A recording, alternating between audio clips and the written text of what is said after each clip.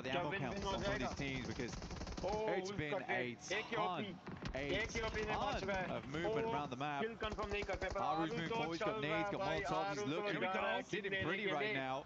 Ammo count does look a little bit low, but Aru with the underarm should be good to go.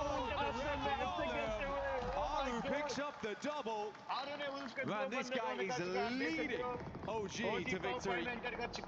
Let's get it going. The crowd getting hyped on that one. Perfect toss there. Julia, so they're looking to get in the mix here. Some nice shots from the flash. Going to make it a little bit tough. They're going to have to hit the deck. Igor with the nade. Oh, but that vehicle vehicle is on fire. He looks like he is able to get to safety just barely. Okay, dude, Aru is going absolutely nutty in this game. And they come to cross. And Furia is silenced in the final moments of these games. The Flash now underneath looking to push up. OG holding them back at the gates. From Miramar to Rondo, can they do it all here? Back-to-back chicken dinners are in their future, and their future is now. Can they grasp it as Team Flash rocking a 3-1 split here? You got WizGod. Gonna have to watch out for that nade. That airburst a little bit too far away. And now Aru, man, putting in the work for his team. They gotta be careful though. Here they go. They have the high ground. What can they do with it? Now, Tops from that off angle, making it a little bit difficult for them to peek over the hill. Here we go. The battle starting to ring out. Bandy's all that's left on the side of the moment. S4K silence looking to quieten down. The run coming through from India, but it's not happening.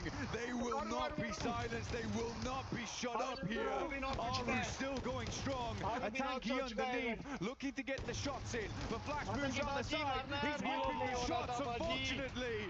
But finally, they will hit the last shot. India grabs the back-to-back. From day one to day two, this team looks clean. As the crowd goes wild. OG, 2 chicken dinners in a row. They finish out the day strong yesterday, and they started the strongest today here in the final day of Group A. And now the whole lobby has been put on notice. I mean, it's good at the moment. Aru looks like an arrow right now, and he's got purpose, flying fast towards that bullseye, fast towards that qualification spot. It's such a difference from last time we saw them as well.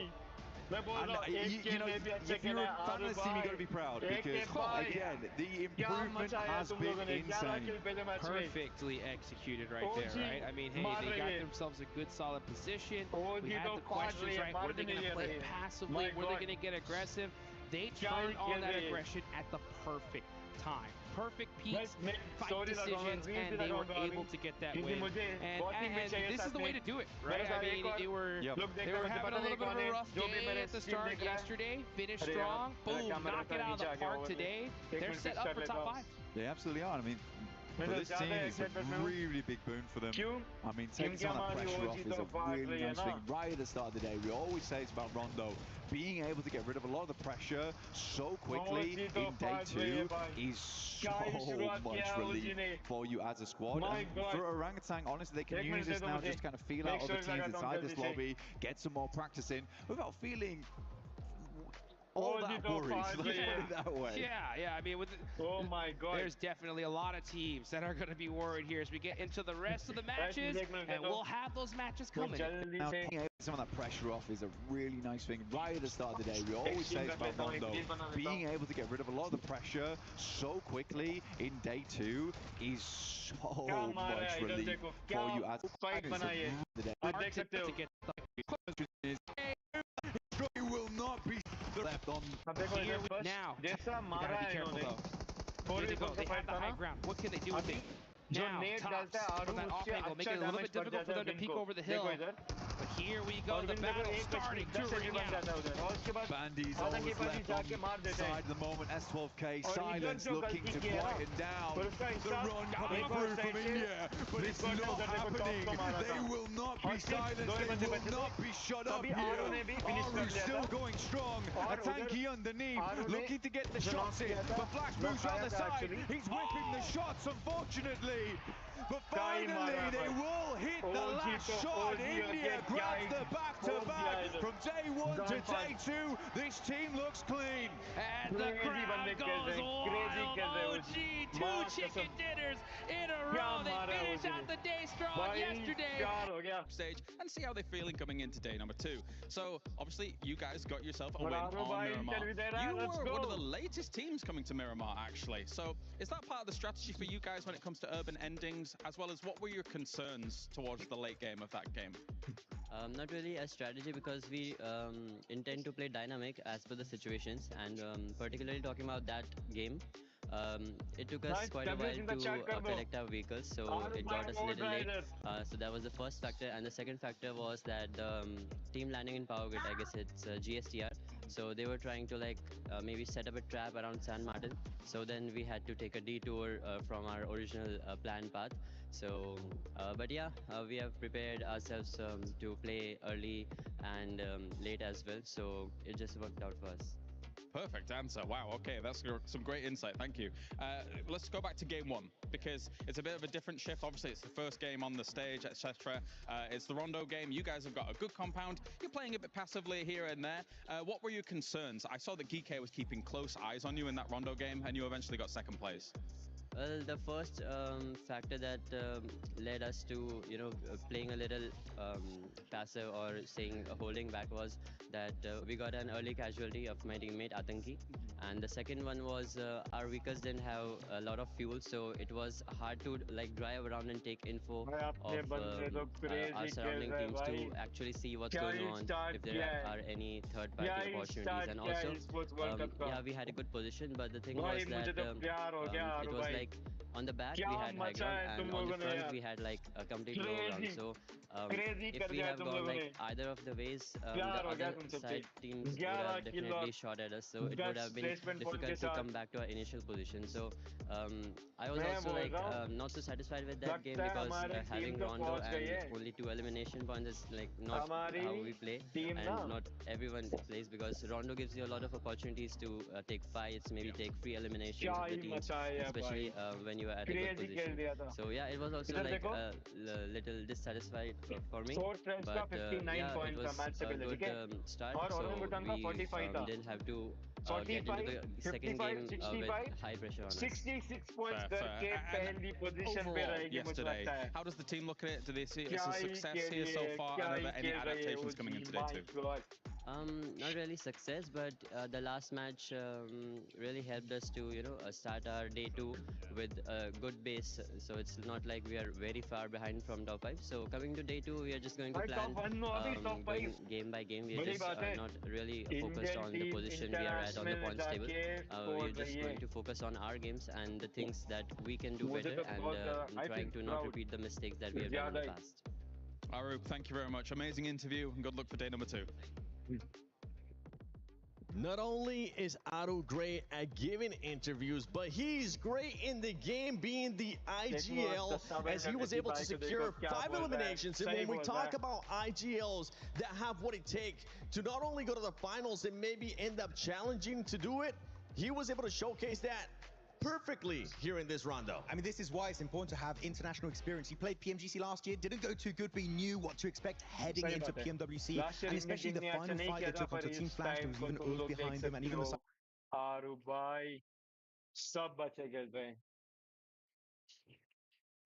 Guys, sorry, thoda internet ka. Of Fury are pushing their way. There's so many aspects of the game that were just played beautifully. A few shots missed, okay, if you want to critique, is a few of the shots maybe should have connected, but you love to see them not just get a win, it's a back-to-back from India. Let's go. Yeah, the passiveness is gone, and obviously you heard it from him as well. They know they made those mistakes in those earlier games, but to be able to come back from that and understand that the passiveness is what was putting them behind. So it's good now that they have changed around to this aggression and making it their game. Yes, we're going to end up comparing it with the team that we also needed to see them being able to perform well here, and it's none other than Furia. Furia able to show up as well, Neptura, with those 9 eliminations. Yeah, really, really good stuff. I think we were both kind of talking about this, Max, right, where they were really hedging their bets throughout the end of this game, right, on either side of the river here. They were going on one side of the coast and then the other, just making sure nobody was coming up behind them. And they sweep around, I think it was Ulf on that, or no, it was Ulala. Oh la la. It was them on that eastern side, able to just sweep around. Some really, really good stuff coming in there. Yeah, I mean, even if we move back to the earlier game, Furia versus Al-Ula, they basically had the contention on the top of the grid, and either one of these teams teams could have actually taken them down, which is super funny that they then go into their rotation and they're next to each other again to have this battle out. But of course, Furia came out on top, and then this is exactly what we expect to see from Furia at the start of the matches. But if we go off of yesterday, it can be a slight downfall for them, so I hope that they can prioritize these eliminations early on like they have and move themselves into the position. And not only that, we got to talk about the bottom teams as well, Lace, because the bottom teams ended up showing up here. Even though they might have not ended up showing towards the end of that game, they did use that rondo to go after those eliminations. Esports, Thunder Talk Gaming, we finally saw them. Yeah, I mean, if we have a look at Thunder Talk Gaming, I've sort of placed them, they just need a 5-point average that includes eliminations and placement points to push themselves out of that bottom into that bubble. And I mean, they had 3 eliminations early on in contention, and it was basically, I'm pretty sure it was AJ. He almost got a 1v4 on a team, and I mean, that would have set them obviously into a great motion because they actually had a free path rotating into the center. As we see Orangutan take over that first place with 66 points, and the wonderful thing of this is that it puts OG in the perfect situation because OG now has absolutely nothing to lose, and they're currently challenging, and they're currently in a place to go directly to the finals. This is fantastic. I mean, obviously it's best case scenario for any team, but for Orangutan especially, we are looking at a team here that yesterday was, you know, ramping up the confidence, ramping up the momentum very, very slowly. With this game coming in with a back-to-back, they've gone from 0 wins to 2 and top of the leaderboard in just 2 matches, Max. So I really, really like what we're seeing here. It was proactive. They were thinking about not only the next moves, but the next 3 moves as well. The timing was really good. They took advantage of third parties. That's what we wanted to see from them yesterday, and they really, really did it, and this is exactly what we wanted to see, exactly the kind of result that they deserve now. Talking about things you want to see, I'm going to say one thing we didn't want to see was Fortnite taking a massive L here on Rondo. I mean, really, clearly a very big mistake. The mistake that's very easy to avoid is don't drop in Ulf's territory, right? You send your recall player and you're surrounded by 4 Ulf players. I can tell you that is not a good place to be. So hopefully, if they do have a bad playing path, they can try and find a better option. Even just go get a car and send it forward, loot, and get your teammates recall maybe a minute or 2 later on down the line. 4th rise on Rondo, need to fix that slight recall system. As we're looking at those bottom 3 teams, Gaming Stars, Thunder Talk Gaming, and Esports Rejects. Good thing that they were able to get those points late, as they were able to keep that gap even closer to be outside of the top, out of the bottom 3. But for some of the other squads, the thing is that now you have Alula as well performing. You have Furia being able to perform. They need to continue on with this consistency to try to make it out and hope that those teams that are above them end up getting eliminated early.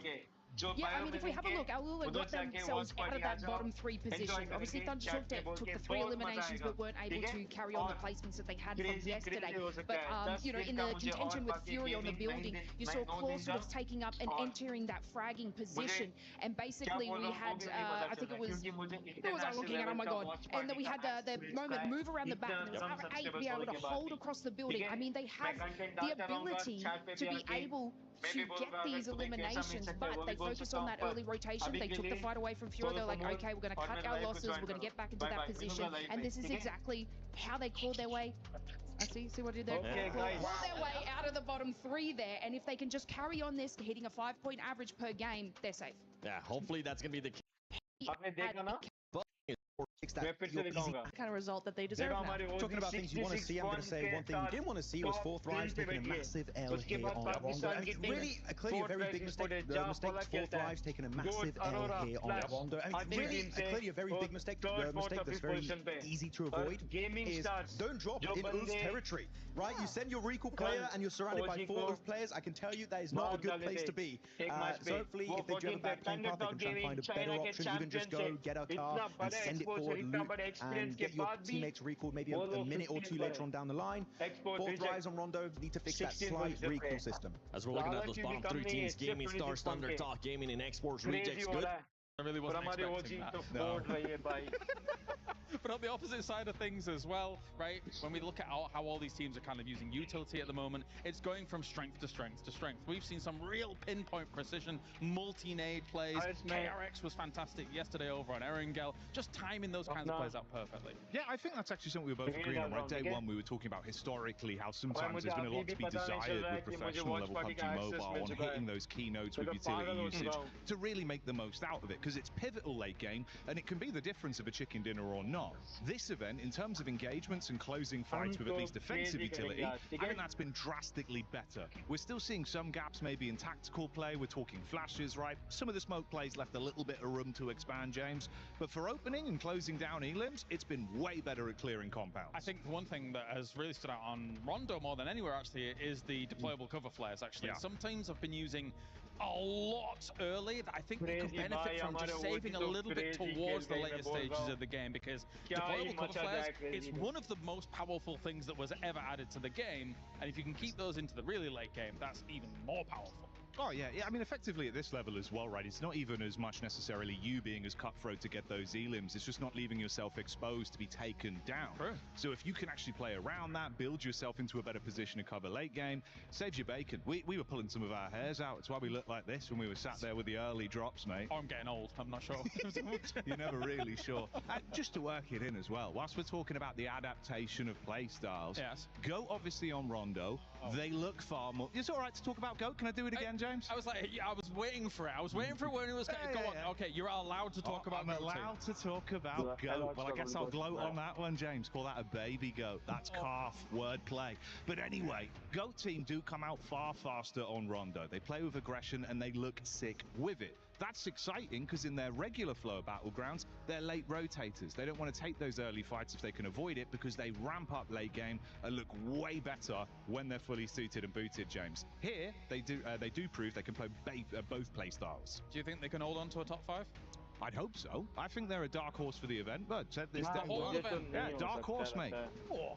Hey, that's an exciting potential here, because they're not really one of the teams that a lot of people are kind of including in that top 5. No. You got other teams like Flash that managed to get themselves to the end of this late game again. And actually, I was curious about Flash because I looked back at the games yesterday. I think if Flash was to do what they did yesterday compared to all the other days coming up, I think they wouldn't even make finals with what they showed yesterday. But at least now they've already kind of righted that ship a little bit in this Rondo game to get to that second place, right? Yeah, I think that there still is well enough time. Well, I say that, what, 5 games left to go for some of these teams, so there's a little bit of time. Nearly did it yourself there, James. I've rotted his brain immediately.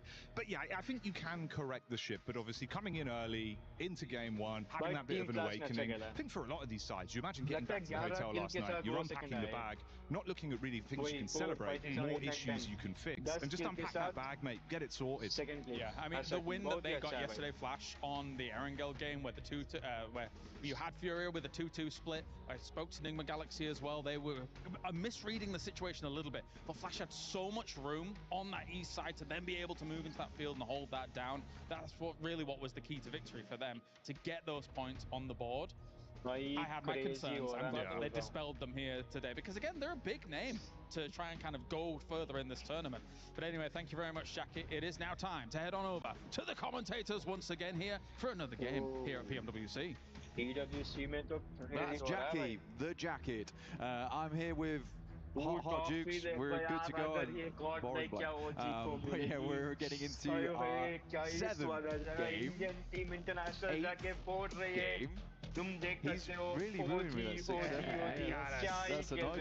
Yeah. We're into our 8th game now.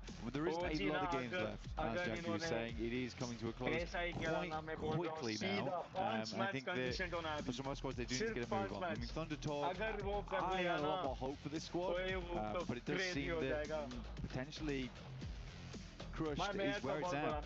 Yeah, you don't want to get those keys crushed. You want to survive, and the way to get it done is on good old-fashioned Erangel. Here we go. Southern playing path here. Super Southern. Yes. Good circle for a team like Aurora. You know exactly where they're headed. But for the rest of these squads, they're going to have to get it done. Ain't that right? Click the tape. playing the tank. I'll take that. I'll take that. Robust. Yeah. Explode on the scene. But yeah, I do have a very southern play map here. It's incredibly rough to play around with. Aurora happy with this one. They can get down towards that south side fairly easy. Fortnite's also a fairly decent start for them. Over towards Ferry Pier as well as the yellows. You wonder if they're going to run into any trouble in this area. I think Sosnovica is going to be a little bit more fixated on. But you're right to point out what you were pointing out there, which was the elimination count coming through from Aru. Yeah, he sneaks into that top three. He's right there. He can easily push himself to first if he goes and gets some good eliminations in this game. Looking at the match rankings right now, they are pretty stacked. Because I'll tell you what, OG is on top when it comes to the overall. 66 total points. Fortnite right below. Man. Pakistan on top. Well, I don't know about that. I mean, Fortnite's in second right now. It's a tough place to be in. Yeah, Fortnite's 61 points. OG just blowing him out of the water right now. But you could definitely tell the difference between Fortnite as well as OG in terms of elimination points. 37 eliminations to 46. And if we rock that back to Aru, 15 of those 37 elims are coming through from him. He is absolutely a monster right now, and I really do mean it. It's Aru, the arrow flying straight towards those targets and flying his team straight too, because that is a difficult thing to do as an IGL, to be both at the field. Run, Aru! Run! Oh my gosh! The bows with the knife. No way! ऐसा नहीं मरना था भाई कोई ना OG might be close to this game. Oh, never mind. They're upset. Flash trying to take him down the last match. In the final, 1v1 the squad. The tanky rocks up the tree line. But behind, you're right, the 9 time, the serrated blade is not enough. But the rest of the squad is here to play. That is what I call revenge, folks. Are you kidding me? Aru getting thirsted, but it looks like Orangutan get the last laugh here. Shows they don't need Aru, but it would be nice to have him, but they won't have him this game. Down to 3, AKOP able to get some stuff done there. Secures his third elimination of the match as well, and Flash rock away with win, but in this case, they seriously took the L. Are they putting him down? Is Win actually going for it here? No way. That would be insane. He's got him in his sidelines. We got a runner here, folks. And it's OG Win making the moves, full sending it, but at a certain point, yeah, surely these guys gotta get away. They absolutely do. I mean, for OG, they're happy to go wherever they like, but for the Flash, they're going to have to head up to the hidden village with Naruto, with our new Ninetales Fury orc skin, which looks awesome, by the way. Two separate versions of the same thing, which is crazy. He's hunting him down, dude. He's looking. I know. This is some serious frustration coming through from the Flash. They don't want to lose out like this. He's got to keep the reputation high, apparently. Wow. Win gonna go get some loot here, and the rest of OG get to safety. So what a crazy way to start things off. Aru running for his life, dude, straight-legged it. My brother was in trouble. Oh, man. I ain't gonna lie, though, he was feeling the tickle of the blade on his back. He was just ahead of them. I mean, he had to pull out the old flick of the wrist with a knife to get that thrown at point blank. The only way to get it done, I mean, he was impervious to blades quite some time. Only the point did it. Dude, that tickle was so close. He's like, I can't even run serpentine at all. I can't move. I gotta go forward. Just straight away. The boys were coming to support him real quick, though. Yeah, they did. That I respect from the rest of OG. They came in heavy. But they know how important he is. Yeah, they know dude. just how important he is.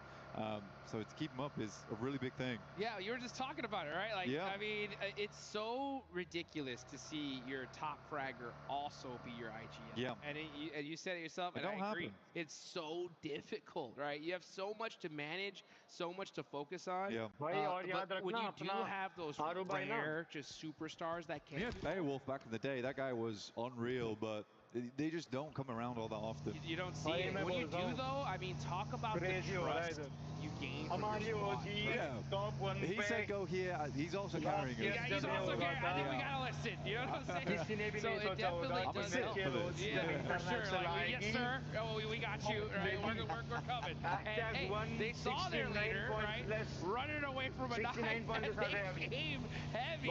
But unfortunately, it just happened to be just a second too late. Coops sends some shots over towards Furia. Honestly, I don't think Furia's last game was terrible at all. I think they got fair far into it. And that was despite having a really hard start for them. I mean, their recall beacon was just so out of the way from the destination. And even then, they were trying to figure out it. I do think them getting in quite late was almost a blessing because they could decide on which side they wanted to head towards. But by that time, you have little to no information of what's happening around the map. 14 taking shots over towards KRX as they do pass on by. This is towards those yellows on the southern edge. They're just moving through the forest, the south side of Pachinki, but Enigma Galaxy once again already flying out to a new location. Yeah, a little rotation shenanigans early on. I want to talk about that point you're talking about earlier, though, right? Furia, 14 points in the last match, and they were one of those teams that was really critical because they're one of those squads we honestly were kind of expecting to see the top 5. Let's look at this replay, though, as Aru is running for his life. Like, please stop, guys, leave me alone. And those shots strayed the rest of the team off, but oh my gosh, Bose with the knife throw just said, nah, we're shutting them down. You see, they can just see the death crate appearing.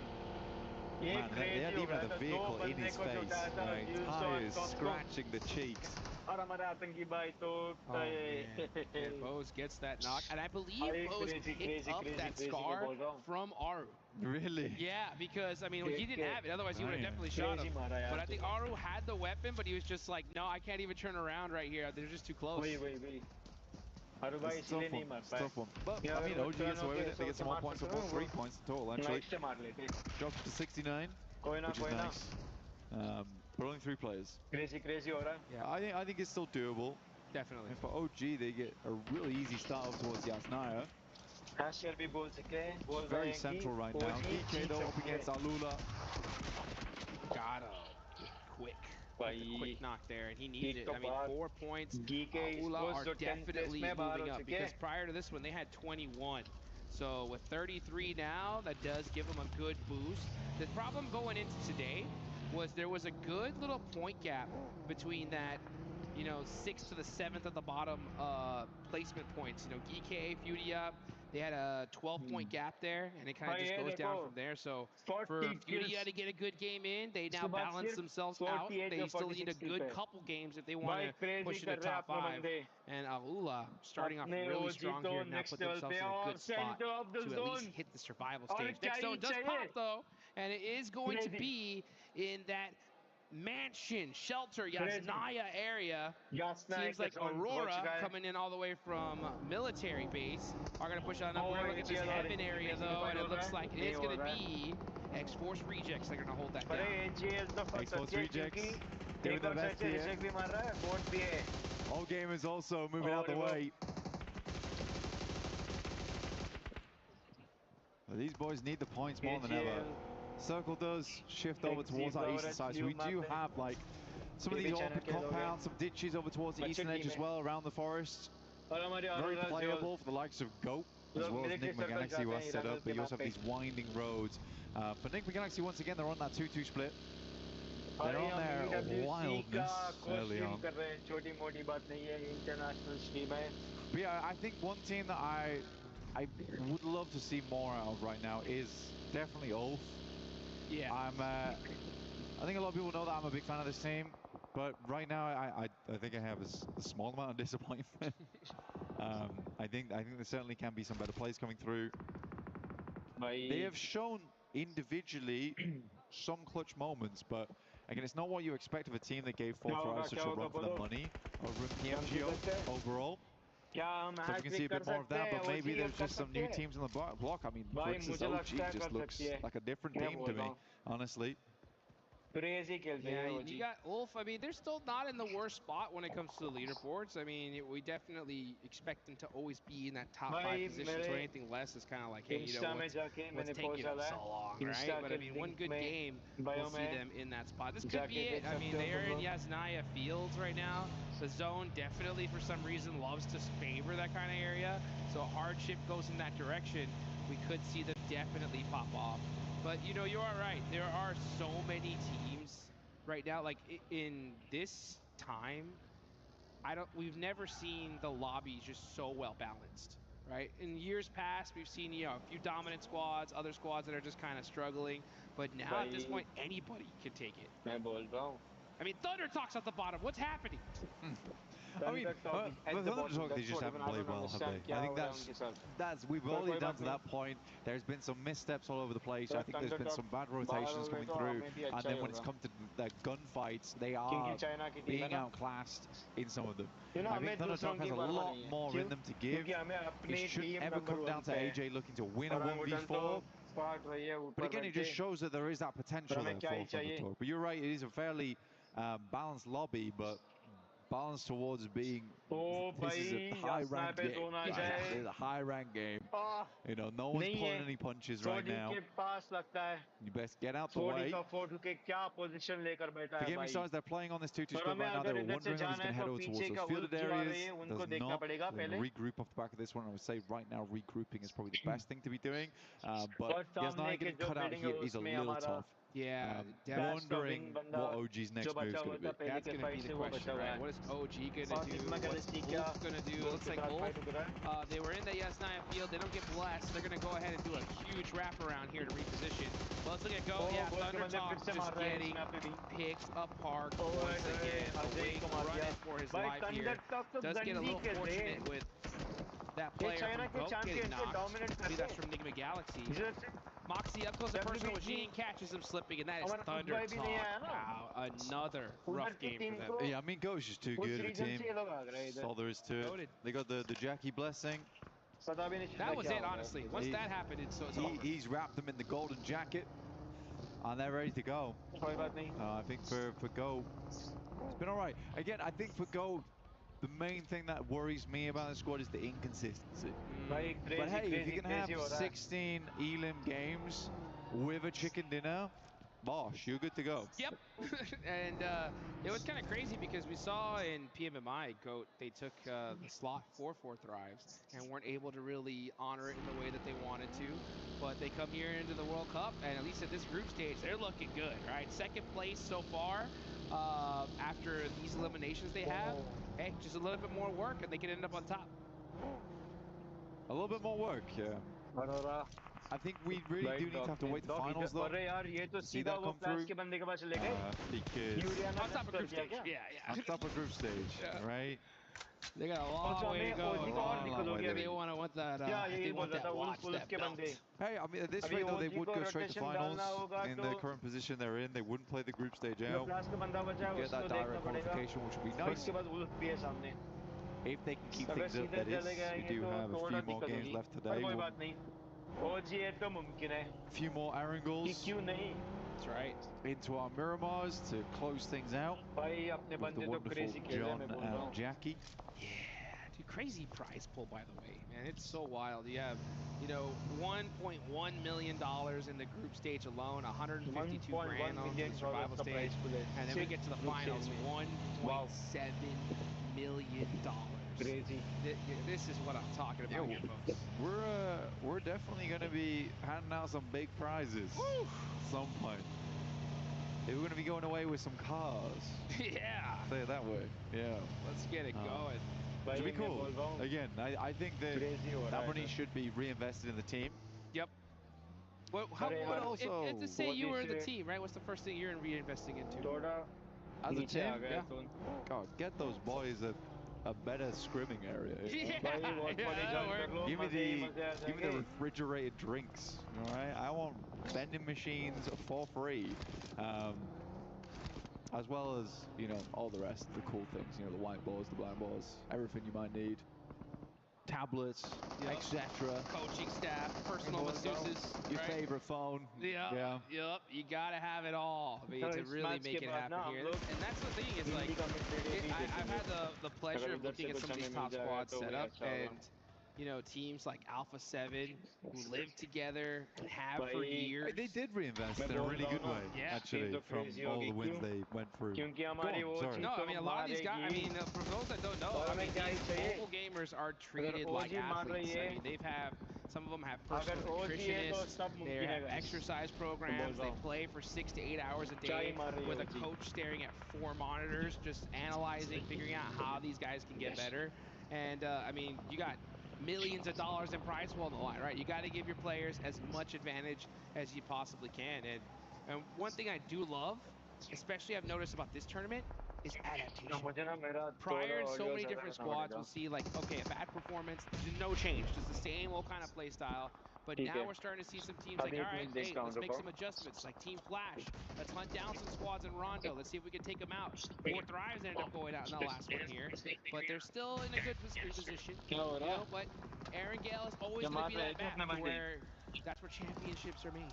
Yeah, absolutely. I think for adaptation-wise, teams have had to get a lot better as times go on, because we are having more 2-day sets. Used to be in the past, you could get away with first day, that's a great point, second day, and then adapt into third day. But now it's a case of you got to do your research. It's why we see teams coming back so late to the hotel, right? They go through all the VODs together here in the arena. But we're getting back towards the action. Things are starting to pop off in a big way. As all does open up, RQ is looking quite good here. They have been putting the work over towards Aurora. Now taking some gorgeous shots over towards all gamers.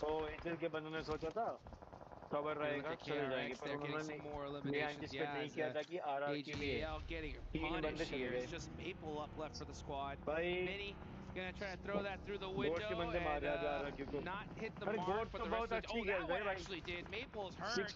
He's gonna back it up as his whole team is now gone. Gonna have to do a crazy 1v4 here.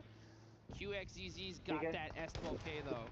And yeah, he's waiting for his team. He's like, you know what, why don't we push up as all 4? Guarantee this elimination. Sounds like a good idea.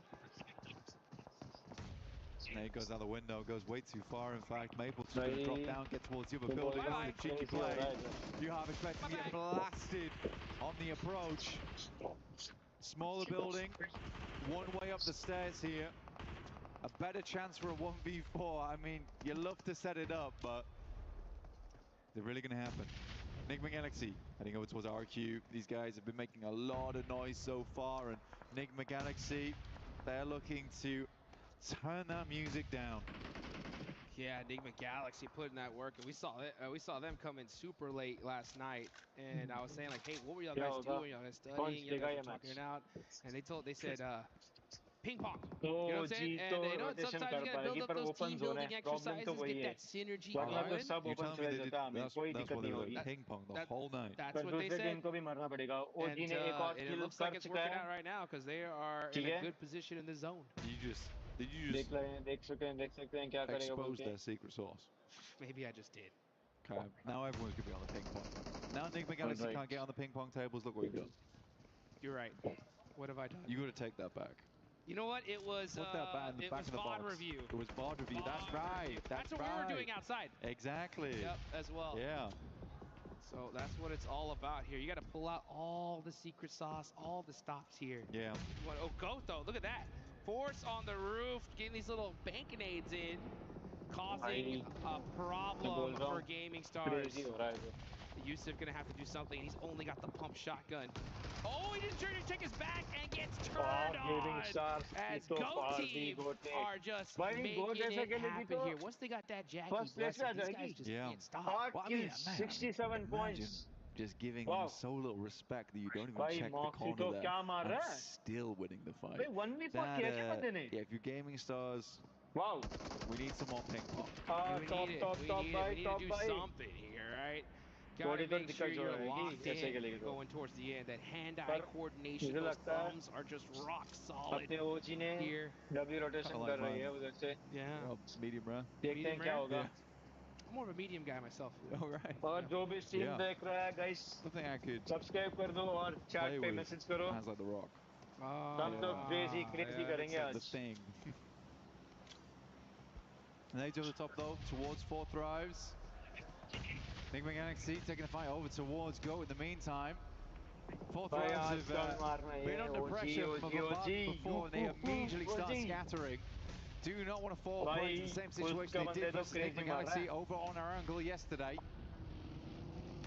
Uzaifa, Hatch getting ran over by our IQ there. And Fourth Thrives are just circling them like sharks, and they are putting in the punishment on Ulf. Man, Ulf just can't seem to get something going here. As Fourth Thrives now with 5 eliminations are looking good in Erangel.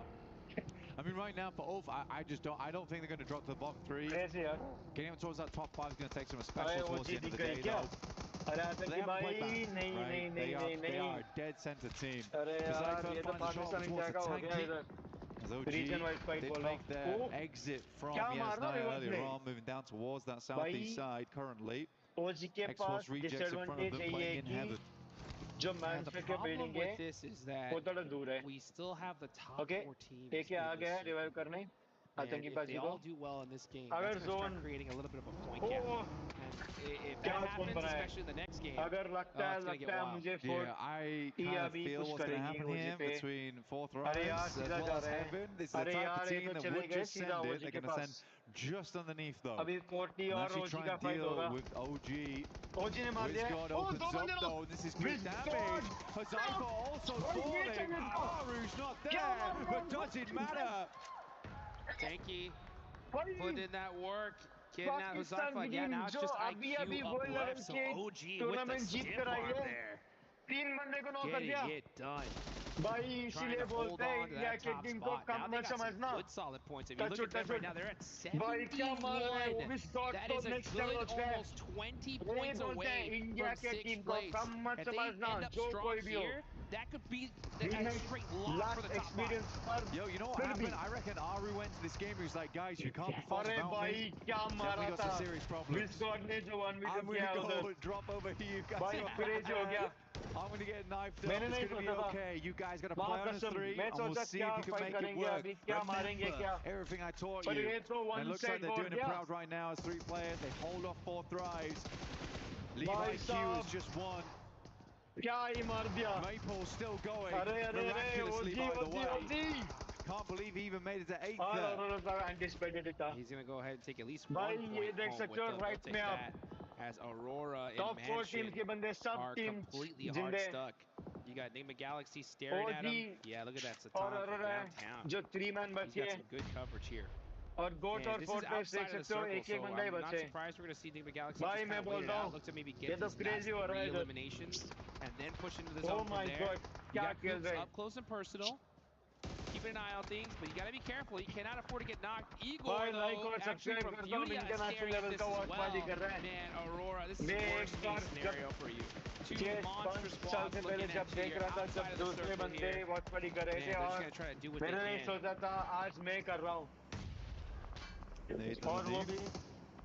EWC Esports World Cup का dog भाई अरे यार कैसा बच गया अरे यार dog भाई अभी तो आप नॉक हो जाएंगे पता था Enigma Galaxy जो लास्ट के टीम फाल्कन से टीम से खेल रही थी.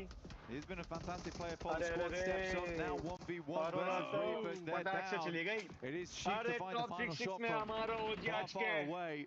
It's been a rarity though, seeing a heaven circle in a long time. Usually it's a little bit of a feature, but never the ending position. See exactly where stage 7 heads over towards. Does it drop down towards that southwest side? 1v3, 1v2 और 1v1 किया है ना fourth rise के बंदे को. Putting in that work. They have the edge of the circle here. We'll see where exactly it's going to go ahead and shift on to. इन लोगों को पहले निकालना पड़ेगा. Protect those vehicles. That's so important because if the zone hard shifts away from them, they're definitely going to need them. क्योंकि पीछे तो पूरा खाली रहेगा. Wait for that next zone. You got 477 still up from निकालना पड़ेगा अभी. Soak up some more भाई zone आ जाए थोड़ा इधर. Next zone does pop though. Where are we headed? भाई थोड़ा west में आजा. Southwest. Galaxy will absolutely have to move, and we are over towards heaven. W zone थोड़ा center आ गया. Gives OG another chance here as well on that western side. भाई crazy हो रहा है मैं बोल रहा हूँ.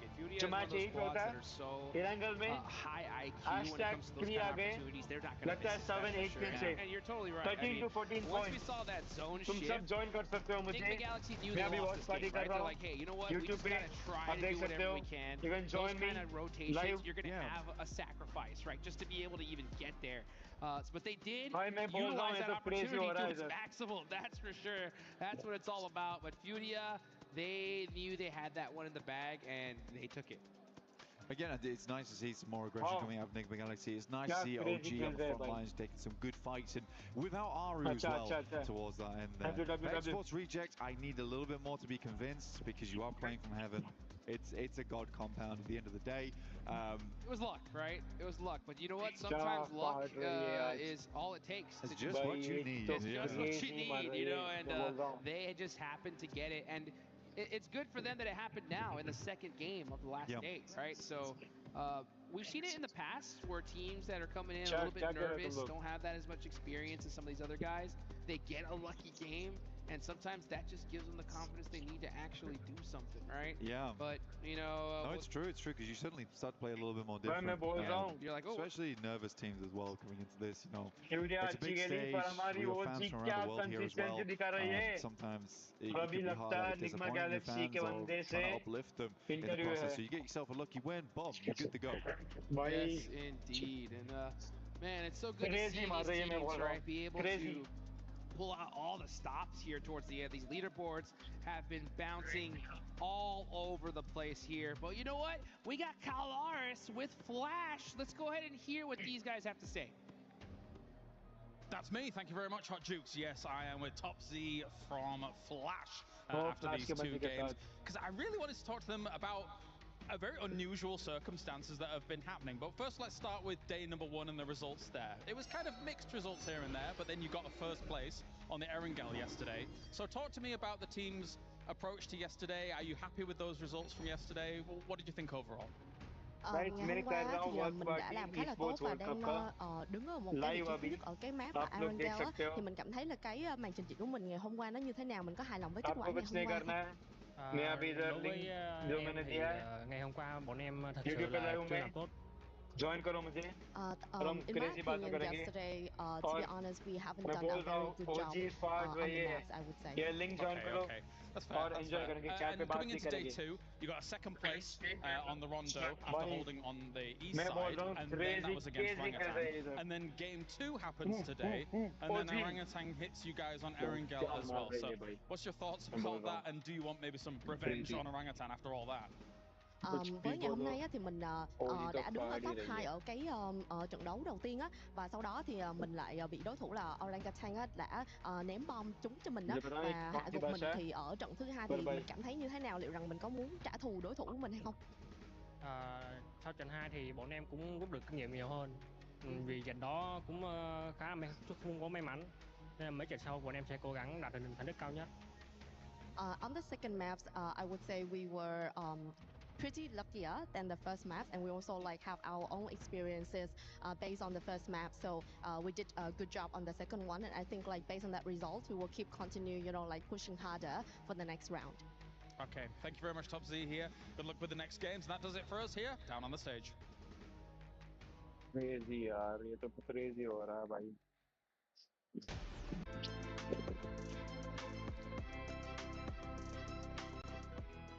How do you break it? Okay. Because we're gonna move कर रहा है. मुझे बताना कर देता हूँ, ठीक है? हम चेक कर रहे हैं. तो तुम लोगों के लिए. देखो काम करो.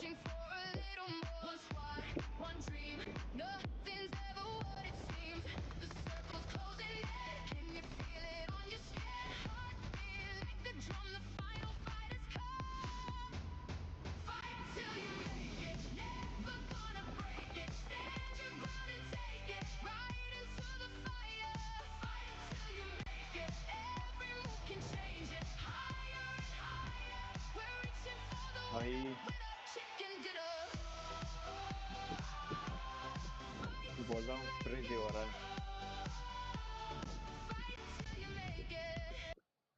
Jackie Powers here, live from PMWC at EWC 26. I'm meant to be working with John Allen today, but I don't actually know where he is. He had a bit too much coffee before the show. Let's see if we can find him and tire him out.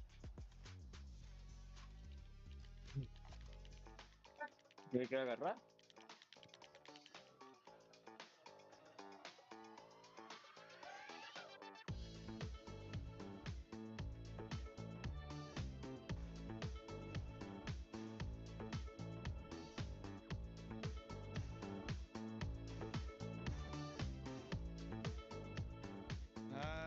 Well, John's got quite a lot of energy, I think, still.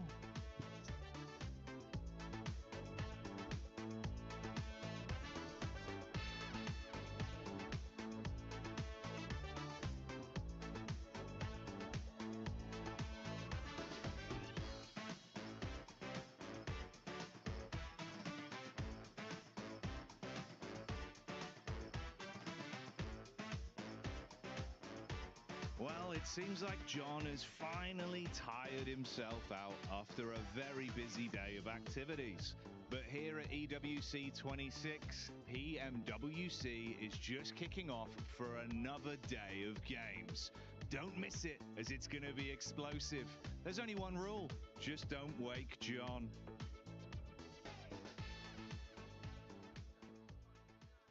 John looks so sweet just taking a nap right now. One team that was not allowed to take any naps today was Furia because of the way that they were able to perform in day one. But in day two, Max, they are bringing it.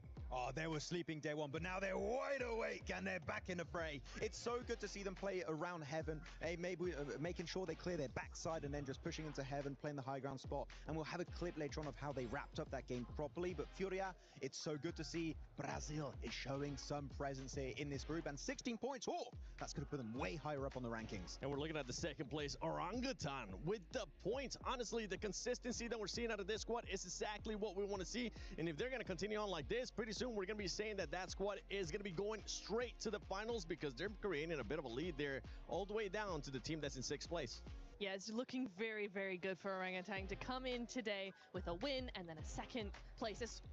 As far as the match rankings go, right, the second place in terms of points, just 14 points is a big amount to be coming into the first Erangel for. I mean, we got 2 more Erangels for them to come on through here, but yeah, Furia able to really just wrap things up. I do want to say big ups to X-Force Rejects as well. They had Heaven and they kept it. No. Oh no. Oh dear. Yes, the replay coming on through of the oddest fight I think we've had so far. Get him! No! The oddest fight I think we've had so far. Get him! No! And then the rest of the team going, how dare you? No, we're coming in hot here. Just gonna avoid some trees, go around a little bit, and just pile in. It's a very dangerous game of tag with knives. Who does that? This shows the camaraderie, you know? You're like, oh, you took out our leader. How dare you? And this is the energy that I love seeing from OG. I do want to sort of touch on, if we go back to, sorry, oh my God, I'm having a break. X-Force. Look. They were from the bottom. Now they're here. This was something, okay, this is something that they needed to do, I guess, a little bit earlier on in the stage. But look, you were saying they had Heaven. That was good. They were able to have line of sight. Even when the contention started with for Thrives against OG, they were able to grab a couple of eliminations from that position. But the mistake that led, obviously having that, they were pushing out of the building, which Furia, obviously with their 1000 IQ, were able to capitalize on that. But look, they had 16 points heading into today. So having that game pushes them out of that bottom 3, which is exactly what they need to do. But is it something that they can sort of carry on into these next matches? I do feel that they rotated incredibly early. They didn't really have the utility to sort of back up these fights that were happening down on the hill, which any sort of grenade, I think they would have taken that home. So it was a little bit difficult, too early of a rotate for them.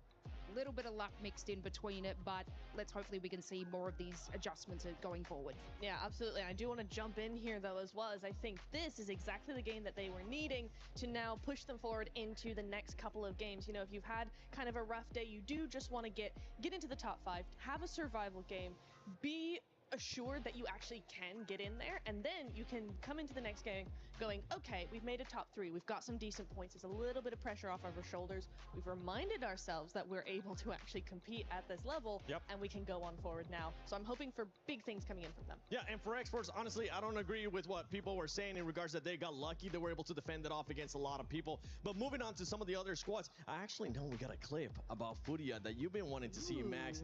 Oh, you know what? Before you even show it, how about show some stats? They were passive, but the thing is, it ended up working out in their favor because they were playing that to win it. I just wanted to see a win from Furia, genuinely. That's all I wanted. They gave it to you. After yesterday, we didn't get it, but here we go, looking at the final clip.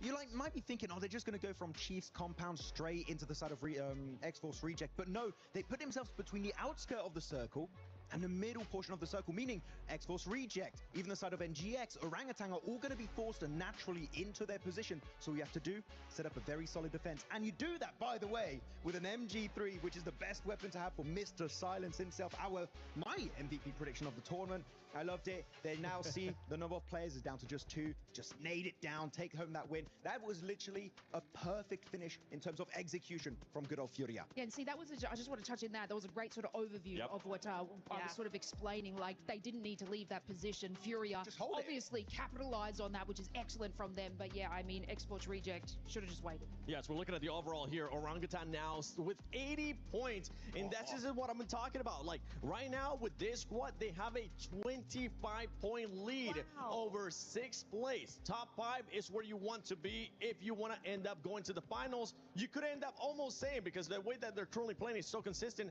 this squad could be already going to the finals. I don't care if it's too early, but they're playing like it and they're looking like it too. I mean, honestly, I think we get to the halfway point, and I think that statement is going to be very true, just based on what happens in the next game, right? Fourth Rhymes as well, they're starting to go down the leaderboard just a little bit. RRQ, I mean, yes, X-Force Rejects have made it out of the bottom 3 by quite a bit, actually, but Team RRQ, that's not a team I was expecting to see down here, Max. No Pecco, please, where is No Pecco? I want to see some presence from him, though we did see a little bit higher up on that second page, this Ulf, and a lot of people would say that's disappointing, right, for a team that was second place back at PMGO Season 1 and did so good, especially during the PMGC finals.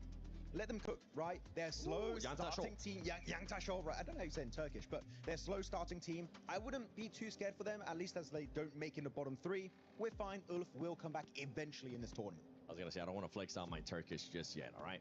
We're not there. Let's hold on to that one. But before we even move on, how about we talk about some predictions here? Because for everybody currently watching at home, you can go to the EWC Play app and do your predictions if you haven't already. And if you do end up winning something, make sure you use that hashtag EWC and hashtag EWC26. I want you to tell me quickly, predictions. Who's going to be winning the next game? Winning the next game is going to be Fourth Rhymes. Enigma Galaxy. Stop asking me, because apparently I get it wrong and then I get roasted. So don't ask me that question again. Such a cop-out. X-Force Rejects, that's who I won, all right? X-Force Rejects, show me, keep on that momentum going. But we're actually going to be going to none other than Barty with the defending champions of PMWC, Yangon Galacticos. Are we good? Right you are, Seven. I've got the defending champions of PMWC joining me on the main stage here. I've got Yangon Galacticos. Smile, let's have a quick chat. You know, cast your mind back to PMWC last year. You guys managed to secure the championship. The way that you did that was by consistently putting up placement points. You didn't play too aggressive. You just played your game. Now we've had an entire year since then, and you're going to be joining the group stage tomorrow. Has the strategy changed? What's the plan coming into this year's PMWC? Especially for the strategy, I don't want to use wine or rugby too much, but we will prepare for every possible situation, every scenario that, including the we experience in 2025, any new situation that might happen. Also, we don't rely on the same strategy because this is PUBG. Yeah. Okay. Keeping the cards close to your chest. I like to hear that. Now, let's talk a little bit about what you're wearing. This is very, very cool. Now, your Yangon Galacticos skin has just released in-game a few days ago. It's traditional Myanmar dress, if I'm not mistaken. Please tell us how it feels to have this kind of representation in-game. I mean, I'm so proud to be here representing Myanmar and wearing Myanmar culture clothes on the international stage. And also that is so meaningful for our fans and Myanmar people to be like a Myanmar traditional clothes on the international stage. And if you could say anything to your fans who are watching and preparing themselves for you guys to step out onto the stage tomorrow and compete, what would you like to say to them? I mean, cheer for us. Cheer for them, that's what they say. Now, for those of you at home, if you want to get your hands on this incredible skin in-game, just go over to the PMWC event in-game, okay? Now, redeem with perk vouchers, and once you've done that, you'll be able to get your hands on the Yangon Galacticos Champion Outfit Ancient Charm Set. Yangon Galacticos, thank you so much for joining me in this interview. I'm going to shake all your hands, boys. Thank you so much. The gloves are really cool as well. And with that being said, let's head back over to the casters to continue day 2 of the group stage. I don't know about ancient charm. That guy's got new school charm. What a sweet guy. And what a fun team Yangon Galacticos has been. Last year in EWC 2025, they were fantastic. It was good to watch them then. It's good to see them again here again. But we're heading in towards Erangel next. Map number 3. Let's get it going here, man. Hey, I want to say one thing. I love, you know, good old-fashioned esports jerseys. I want that, though. I want one of those, man. So if you got that in a triple XL, bring it on down. But you know it looks comfy, dude. It definitely does. It definitely does. These guys are looking fly, you know, here. But you know what? Speaking of fly, I think it's time to get this started here into the second Erangel of the day. Only 3 more matches after this, but this is going to be a crucial one.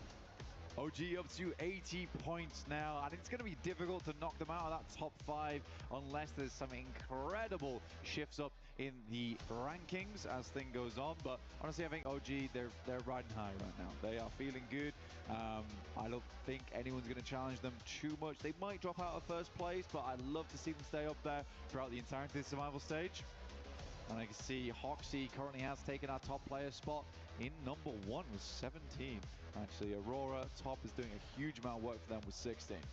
Let's get it going here, and we can take a look at the top players. Yeah, top with the most damage. Wow. 4,357. Unbelievable performance right here from him.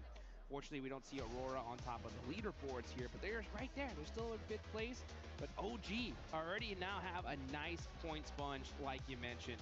The Golden 14, nice amount of points as well. Completely tied up in 2nd and 3rd. This is going to be a close one. It's really going to come down to the last match to see who's going to be in our top 5. Absolutely. Now I'm looking down towards the bottom of the leaderboards. RRQ in 14th. Now RRQ qualified on a technicality. They've been working hard, putting in the time to try and get through towards that group stage, potentially through to the finals. It'd be a shame to see them go out here in survival stage, but right now they are not playing up to scratch. So they do a little bit more here. 28 points to the 32. The X-Force Rejects have been able to grab the back of that last game. But we do have Naruto skins in-game at the moment. We've got the Ninetales Fury Org there as well, so you can draw for the Naruto character set 2 and become a sage yourself in-game. As we all know, all of the viewers of PUBG Mobile are filled with wisdom because you're here with us, of course. That's right. That's right. If you could have learned any Naruto jutsu, what would it be? I told you. Wait, John asked me this question yesterday. Did he? Yeah. Asking the same one? Vinay on the chat. I have the same answer. Vinay on the chat. Very nice. I had like such weird deja vu for a second there. There you go. Crazy. Let's see. Abhi dekhte hain. Kya karega? I'll tell you what, I'm going... Give me a second. Bhai, Okay, reject give me 2 seconds. You know what, I'll tell you, done now a couple seconds, and that is going to be Thunder Talk Gaming once again.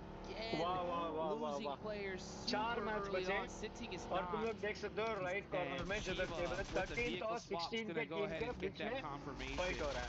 But he's actually going to have to watch out because Zing is already there putting the punishment down. So Thunder Talk, X-Force Rejects, battling it out, back and forth.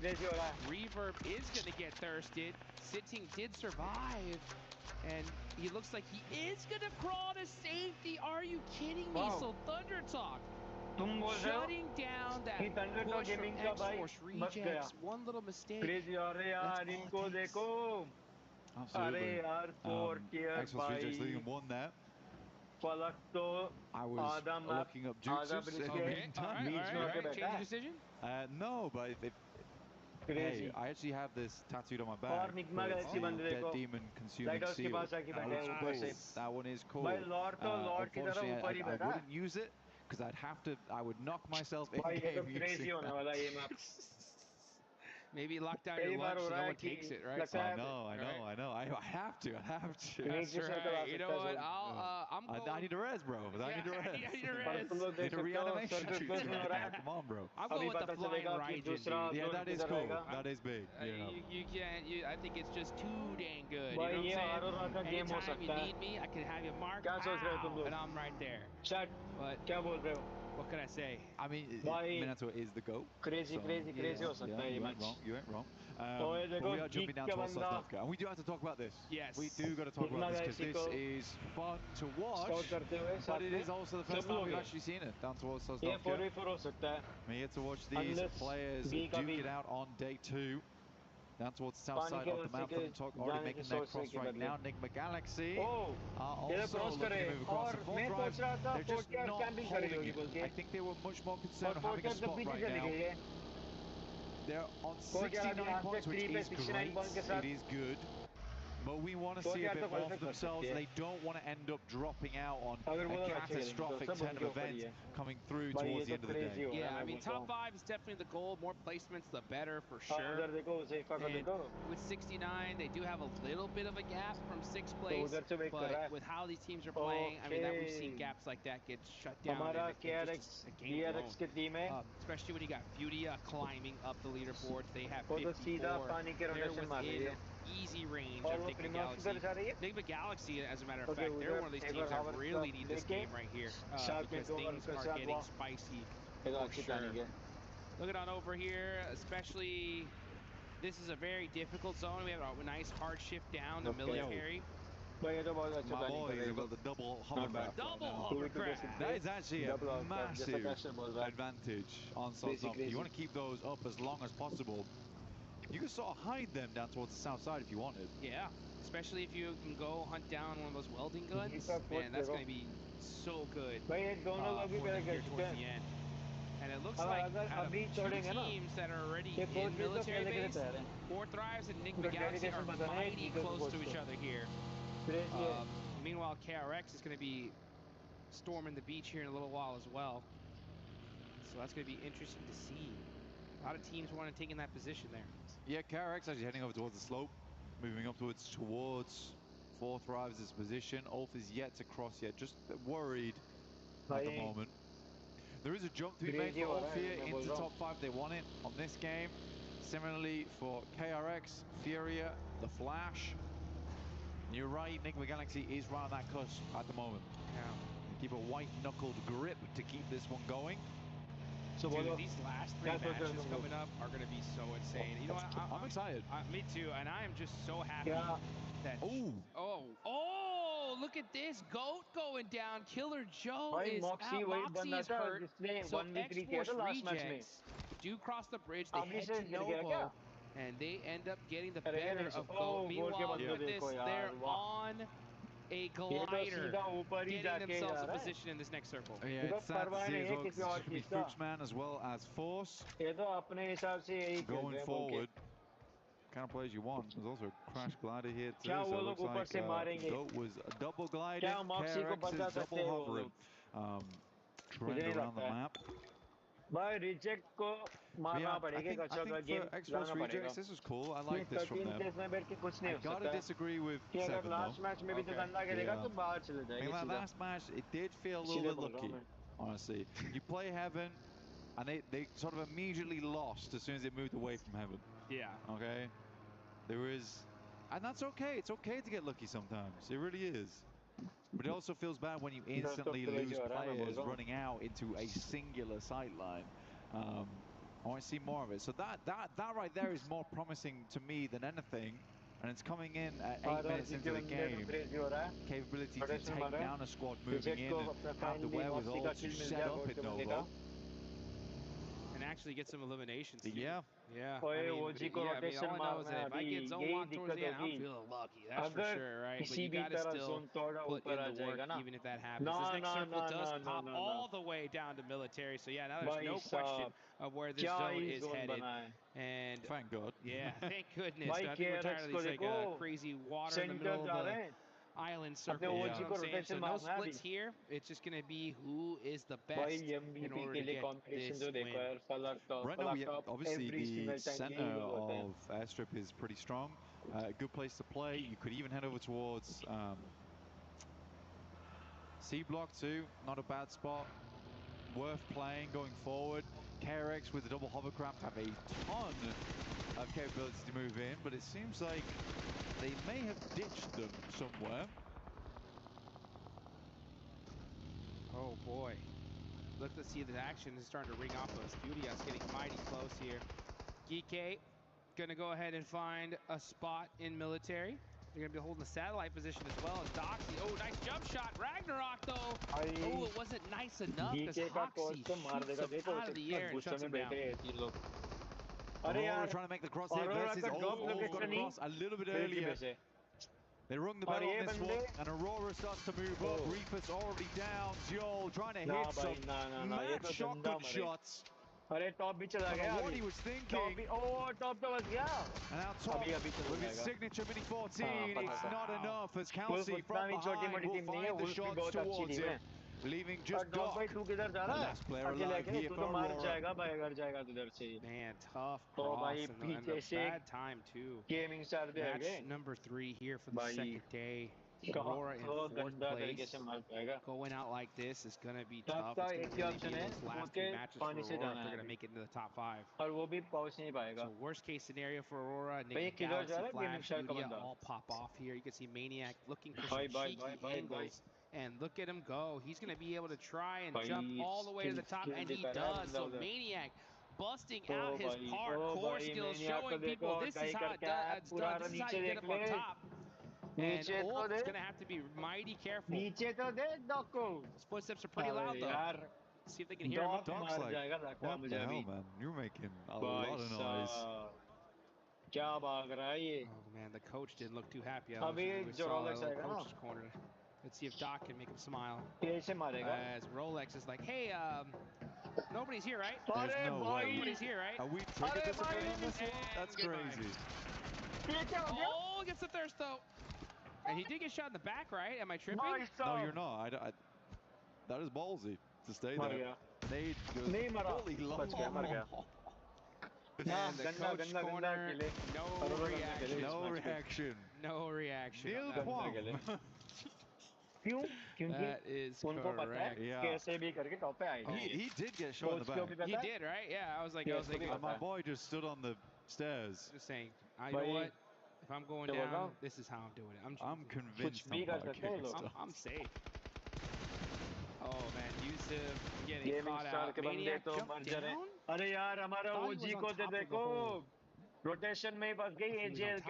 Interesting.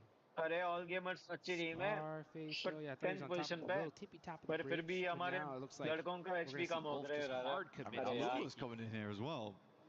Ulf got a lot of points to grab. I think they're going to hold on to the spot for a lot longer. I mean, why not? I mean, Ulf right now, feels like people are feeding them points. Ulf's like, they're not even trying to make this difficult for us. They're just... It's just meals, free meal tickets arriving on the bridge. Yeah, I'll eat that up every time. Circle does move far down towards the southeast though. Xbox Rejects did try and pick up the buildings down towards the southwest side of C block. But KRX is nice and set up. However, a lot of these teams are going to have to make their way out of Airstrip, and quite a few times that can be a difficult task. Getting out across that road, you're massively silhouetted in that situation. Question if anyone else has those sight lines. This is a big move from RRQ. They are flying through teams on the southern edge. I like this play, actually. I think if you're RRQ, you're right now at 28 points. Top 5 is going to be really tough. Like, you need to pop We got to make a play. Yeah. We got to make a crazy play. And in order to make at least to the survival stage, this could be it, right? Like, hey, let's take the risk now. Especially with Miramar coming up, let's full send it to the center, and they do make it there safely. So it looks like that bet did end up paying. Oh, as soon as I say that, AJ gets a knock and thirst onto one of the players from RRQ. So maybe a little bit too greedy on that rotation. Yeah, well, I would say you should assume the players are going to be playing down towards these very much coastal edges. I think it's a very typical area to work with as well. For sure. And they had so much space here, you know, I just think... Yeah, there wasn't a reason for it, right? That's crazy there. Yeah.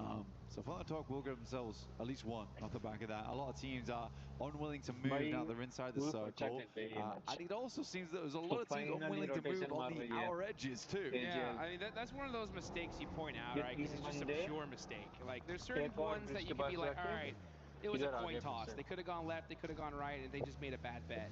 But that was one where you just kind of lost a player pretty unnecessarily on the side of RRQ. And it's those little tiny ones that they just like are a domino effect to your demise. So it could have been like, oh, we could have won the game with 15 points, but now we're stuck in a third place with 2. You know what I'm saying? We'll see what happens though as we look at this. Ooh, nice shot of that map. Let's see where the circle goes though. Are we gonna have a crazy shift? Does it set her up? That's gonna make things interesting. Oh, that's sad for RQ though. That is tough. You make a big play for the south side, and assuming it's going to move out away from airstrip, it runs it straight back. And KRX, honestly, for them, they're pretty happy with their spot. They're even happier now. And if they're still at the double hovercraft, they will be very well set up going into this late game. Not that they need to move much, but they can create some really good impromptu cover. All gamers will fly straight across this bridge. Game starts with as I realize now they need to move instantaneously. RQ flip to a new area. Foos lands on the other side. They made the push. Bunker each.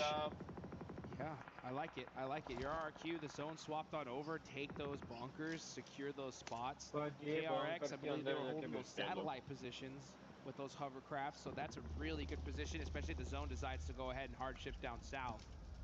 So teams now taking some of their final spots. A lot of teams, though, still need to get into this zone.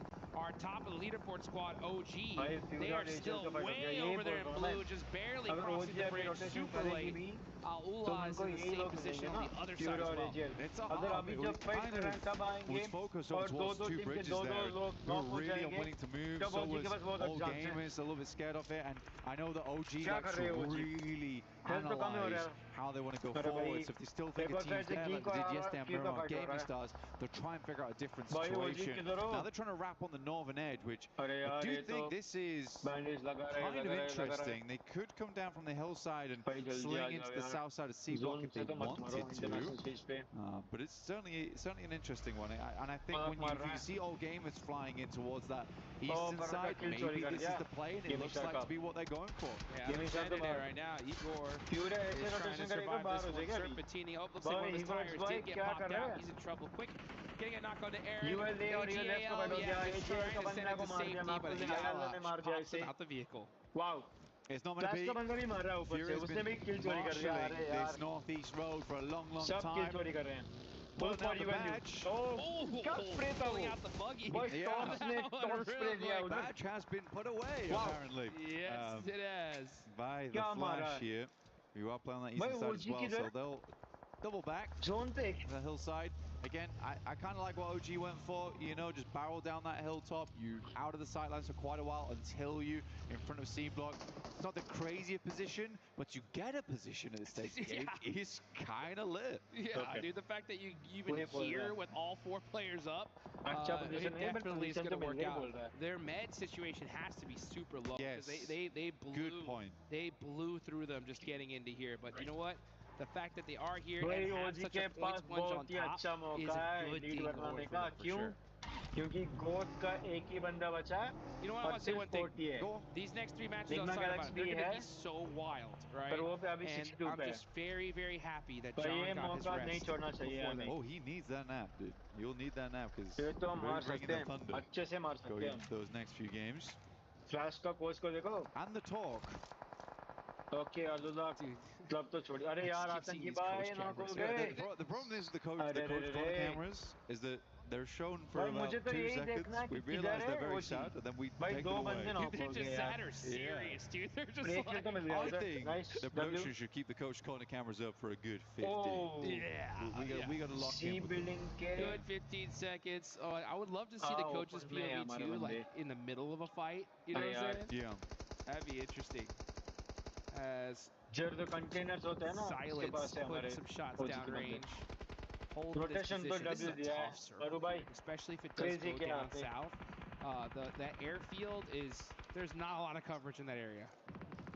No, you're pretty much playing against defense right now. Playing off the back of vehicles you still have that aren't completely wrecked. Dragging the bumper down the side of the road with them.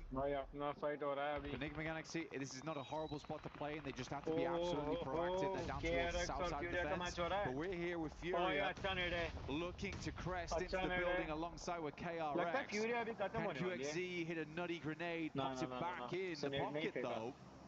And it makes sense. My goodness me, they were fast to this location. But wow, the utility, the vests, the ammo, that don't look great. We got micro-Uzis on board as well. Yeah, the good thing about where Furia is like it's pretty much almost impossible to hit an 8 on it, right? That chain link fence makes it so difficult. You can see them just holding those utils, throwing it out, going back to that low coverage. So, but T-Flash, full sending it here on to Geeke, a hard commit. It's up to them to win this fight. Oh, great teamwork there with the 2v1.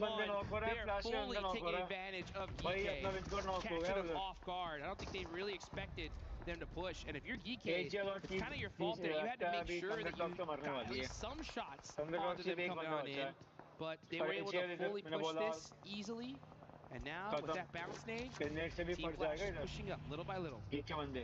It's a naughty pincer that came in with Zeus around the corner, still on fire. Oh my goodness me, they toast him up a little bit, but he crunches back down on them with a couple of shots through from the TBS. Lovely to see here from the Flash, but yet there's only one stairway to get up on that building. You pinch on both sides, it's hard to deal with if you don't have a player on the bottom floor, and that team was already hurting.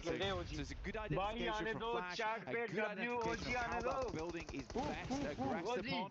So yeah, well done, very well done. And now they have the ability to hold up both KRX and Fury in the near future. Yeah, I mean, we had to see Geeke up on that top floor, and you can see exactly what Flash is doing. They have two up on top, just keeping an eye out so nobody pushes up on them for free. And that little mistake allowed Team Flash to just push up and get it done. Silence throwing a smoke right onto himself here.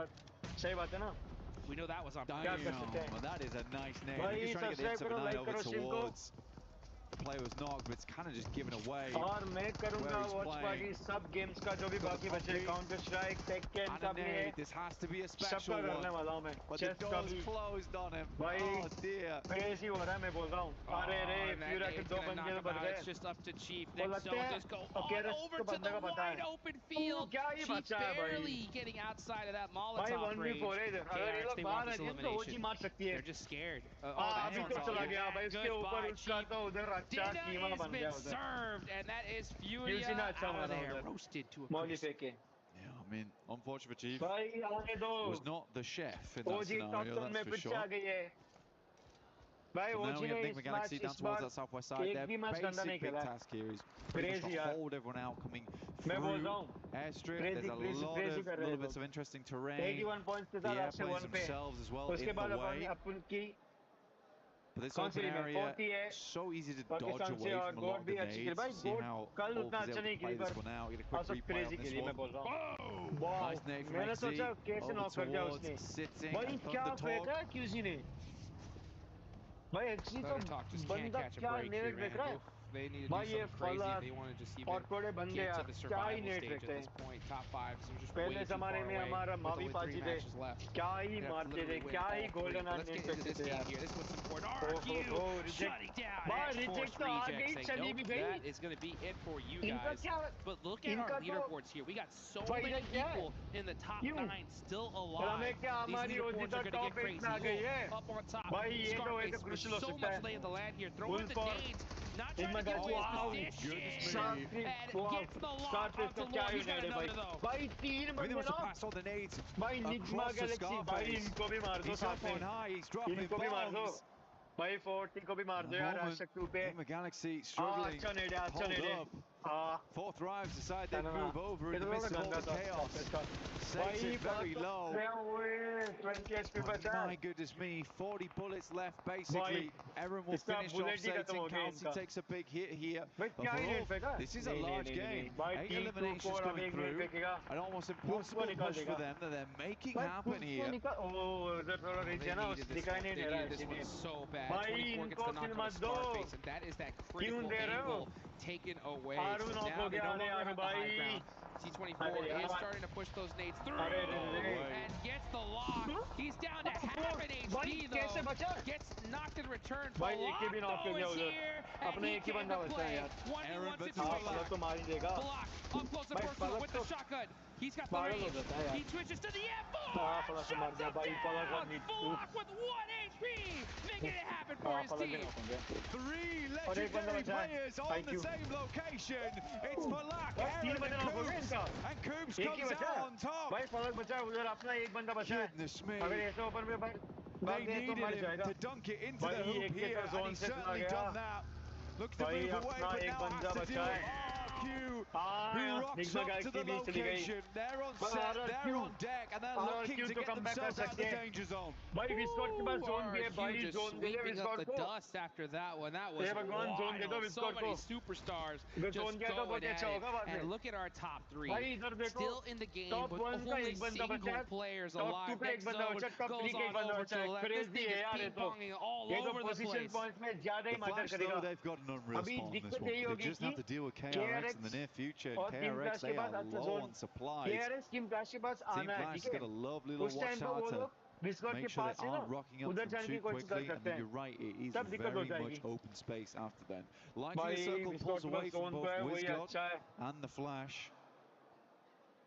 No one wants to move out into this open zone. This is a very difficult circle for everyone. I am more surprised that Foopsman has been left unimpeded inside the bunker over towards the eastern side for so long. And it certainly kept him safe. All right. Dude, he be fooping right there. Foopsman just holding it down. He ain't moving at all, I'll tell you that. The second he walks out, he's done. Honestly, just go out the blue zone. He's got a smoke in his hand. He may try. Don't try. Honestly, it's over. If he makes it even into that white line of this circle, then I'm talking about go to win this whole tournament. Yeah. It's a hard push. I mean, there is this tiny ridge line you can play, but by the time you show your face, that happens. Yeah. The second he looked up, What said about? Oh, KRX, I wish you come to the door right now. Nade goes through, looks to be fairly decent, but Hoxie doesn't jump out the window with a flash. They've got a nasty surprise waiting for them at the door. Look at that. Oh, and then the nade plus all those gas cans. They wanted to make sure they had the perfect setup if they did push in. But now we're going to see KRX get beat up by 4 drives, trying to make something happen. Team Flash, though, punching up and wiping them out. KRX not able to make the push. I think Hazaifa stole a lot of those evenings, though, unfortunately. RQ still going. Hazaifa gets himself up in towards. Strong position in the game here. RQ, Jet Force, full-time WizGod, Hazaifa, Elisa gets himself a third place here. But RQ absolutely will pull themselves out of the bottom spot of this game. It's a certainty at this point. But we are centering up over towards horrendously open ground. Hazaifa, man, last player up for 4 thrives, does get this just one piece of coverage in this circle. What can he do with it? Especially if he's very fortunate to catch RRQ and Flash fight each other.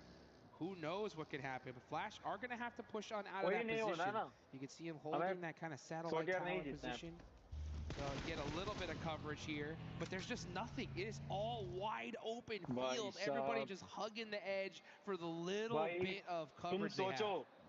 Top 1 or top 2 India or Pakistan game.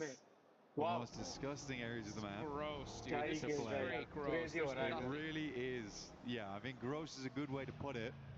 RQ is moving forward, though. They get themselves over towards the ballistics. Flash playing up on top. It's a good shot from the park. Expect nothing less. Hazaifa, the pile driver, off in the distance. Looking to smash these two teams apart as a solo. Quick tap fire. He's going to have to tap fire. He's only got like 70 rounds left, and to make it even less, trying to get another elimination, though. Genfoss actually gets that knock on the boat. He's going for the third. He wants all the points here, but it's not going to be enough. That fourth prize out of there. Here we go. It's Team Flash versus RRQ. Thank you so much. A nice interview with Flash earlier on. They were looking to find some more success today. There was some decent games yesterday. But can they secure the chicken dinner here at our halfway mark of day 2? Try and get themselves towards a position to get a direct qualification through to the finals in the top 5. Zeus playing off the back of the loot crate. Has the ghillie suit. Might actually be insanely important here. But they know spotted him. RRQ, a lot on the line for them right now. Win the final player left alive. It's all up to RRQ here. They needed this win so desperately, especially with like 3 matches after this. They're trying to make that last second run into the top 5. And a chicken dinner here could be the beginning of that. Meanwhile, Team Flash, they're pushing themselves big up the leaderboards. Here we go, it's just win. He's got the last rock, but it ain't gonna be big enough. It's RRQ getting the chicken dinner right when they needed it. Playing off the missile, they certainly will rocket off the leaderboard with that one. It's an important moment for this team at this stage of the day, but the fight is not done yet. They do not want to drop back down towards that bottom 3. There is still a chance of it happening, but right now they could breathe a little easier. Ooh, yeah, I mean, they definitely are. They didn't breathe well enough to where we saw no pop-off right from that win. It's just like, all right, good. You know, we're alive. Okay, let's see what we can do, though, before we really get happy. But Flash, honestly, they played well. I think the aggression onto that compound versus GK, it was gorgeous. That was gorgeous. Really well set up, honestly. And I think there's been multiple times we've seen Flash where they've demonstrated just great map knowledge, but more than that, great tactical knowledge of how to play those moments. Dude, not to mention we saw those beautiful setups with those gas cans, right? It just goes to show. They're cheeky guys. They're doing everything they can, right, to make sure that they win those games. And that's how you get it done. That's the Flash field. They'll do whatever it takes, and if it means playing off the back of a loot crate in Miramar to qualify for one of the biggest tournaments, they'll do it, all right? And I think that's what I like about Flash. They really take any opportunity, any moment to make it happen. And honestly, it just goes to show, like, EK, right? I don't know how you let them push up on you without getting one shot down range. But Team Flash, that fact that they're able to take that risk, right? They see that spot open, they're like, you know what, full hard commit. If we can take it on the way in, it is what it is. But if we do get it, we get the win, right? And honestly, with that many eliminations, that's a W for sure. It is a W. That's what all the teams have their sights on this tournament. They're gorgeous. PMWC at EWC trophy right there in front of our eyes. A small breakthrough all really coming forward. I think that as we get to map 3, you got to take a breather here, reassess what we're doing going to the next 3 matches, because they really do count. And again, a lot of teams, they don't technically want to head through towards that group stage. They would much rather just go straight to the finals. It's so much easier, so much more prize pool there as well. But again, it requires you to make those moves, make those moments happen. But yeah, I do want to see more on Enigma Galaxy. I think that they're a team that absolutely can secure a spot in top 5. For sure. There's been moments where we look across them Enigma Galaxy is a good team. Oh, guys, you kind of look a little bit sad after that game, but they're playing well, man. They are playing well. I hope they continue to do that, because we'll be back very shortly, and we'll see you soon with JJ, John and Alan. इस बार भी try कर रही है भाई KRX अपना DRX ना वो लोग इतना अच्छा नहीं कर रहे यार देख सकते हैं हम लोग हाँ भाई मुझे भी कोई स्पॉन्सर करो यार हिल्टन में मुझे भी रहना है स्पॉन्सर कर लो EWC मुझे भी स्पॉन्सर कर लो मुझे भी अबू धाबी लेके जाओ पर भाई मैं बोल रहा हूँ क्रेजी हो रहा है इधर भाई साहब क्या खेल रहे भाई अपना ओजी तो नेक्स्ट लेवल खेल रहा है भाई एक और चिकन डिनर चाहिए भाई 2 चिकन डिनर एक #3 और एक #4 भाई ओजी ना खेल नहीं रही अभी अभी फाड़ रही है ठीक है हाँ माँ कसम गाइस जो भी देख रहे हो स्ट्रीम को प्लीज लाइक करो और चैट सेक्शन में कुछ बताओ कैसा चल रहा है हमारा सबका जीवन। भाई मैं तो मजे में हूँ। मुझे अभी भी यकीन नहीं हो रहा है कि मुझे ये करने का मौका मिल रहा है। भाई मेरे सिर्फ अब देख सकते हो मेरे सिर्फ और सिर्फ अभी 15 सब्सक्राइबर्स है ठीक है। और मेरा किक का मैंने अभी नहीं चालू किया है कल चालू करूंगा। और मैं बोल रहा हूँ कल गॉड लाइक के मैचेस है। और मुझे पता है तुम सब लोग इंडिया के बहुत सारे लोग गॉड लाइक का मैचेस भी देखने आओगे। कल मैं 350 को स्टार्ट करने वाला हूँ मेरा स्ट्रीम ज्वाइन करो। मैं आज ही शेड्यूल कर देता हूँ ठीक है। 350 को ज्वाइन करो कल और कल भी फाड़ देंगे स्ट्रीम पे। और 8 और दिन में करने वाला हूँ। और एक और बात सिर्फ पबजी नहीं मेरे पास टेक्कन भी कर सकता हूँ मैं। और मैं साथ में काउंटर स्ट्राइक भी कर सकता हूँ चेस भी कर सकता हूँ फोर्टनाइट कर सकता हूँ ट्रैकमेनिया कर सकता हूँ। भाई क्रेजी हो रहा है इधर मैं तो बोल रहा हूँ। वाह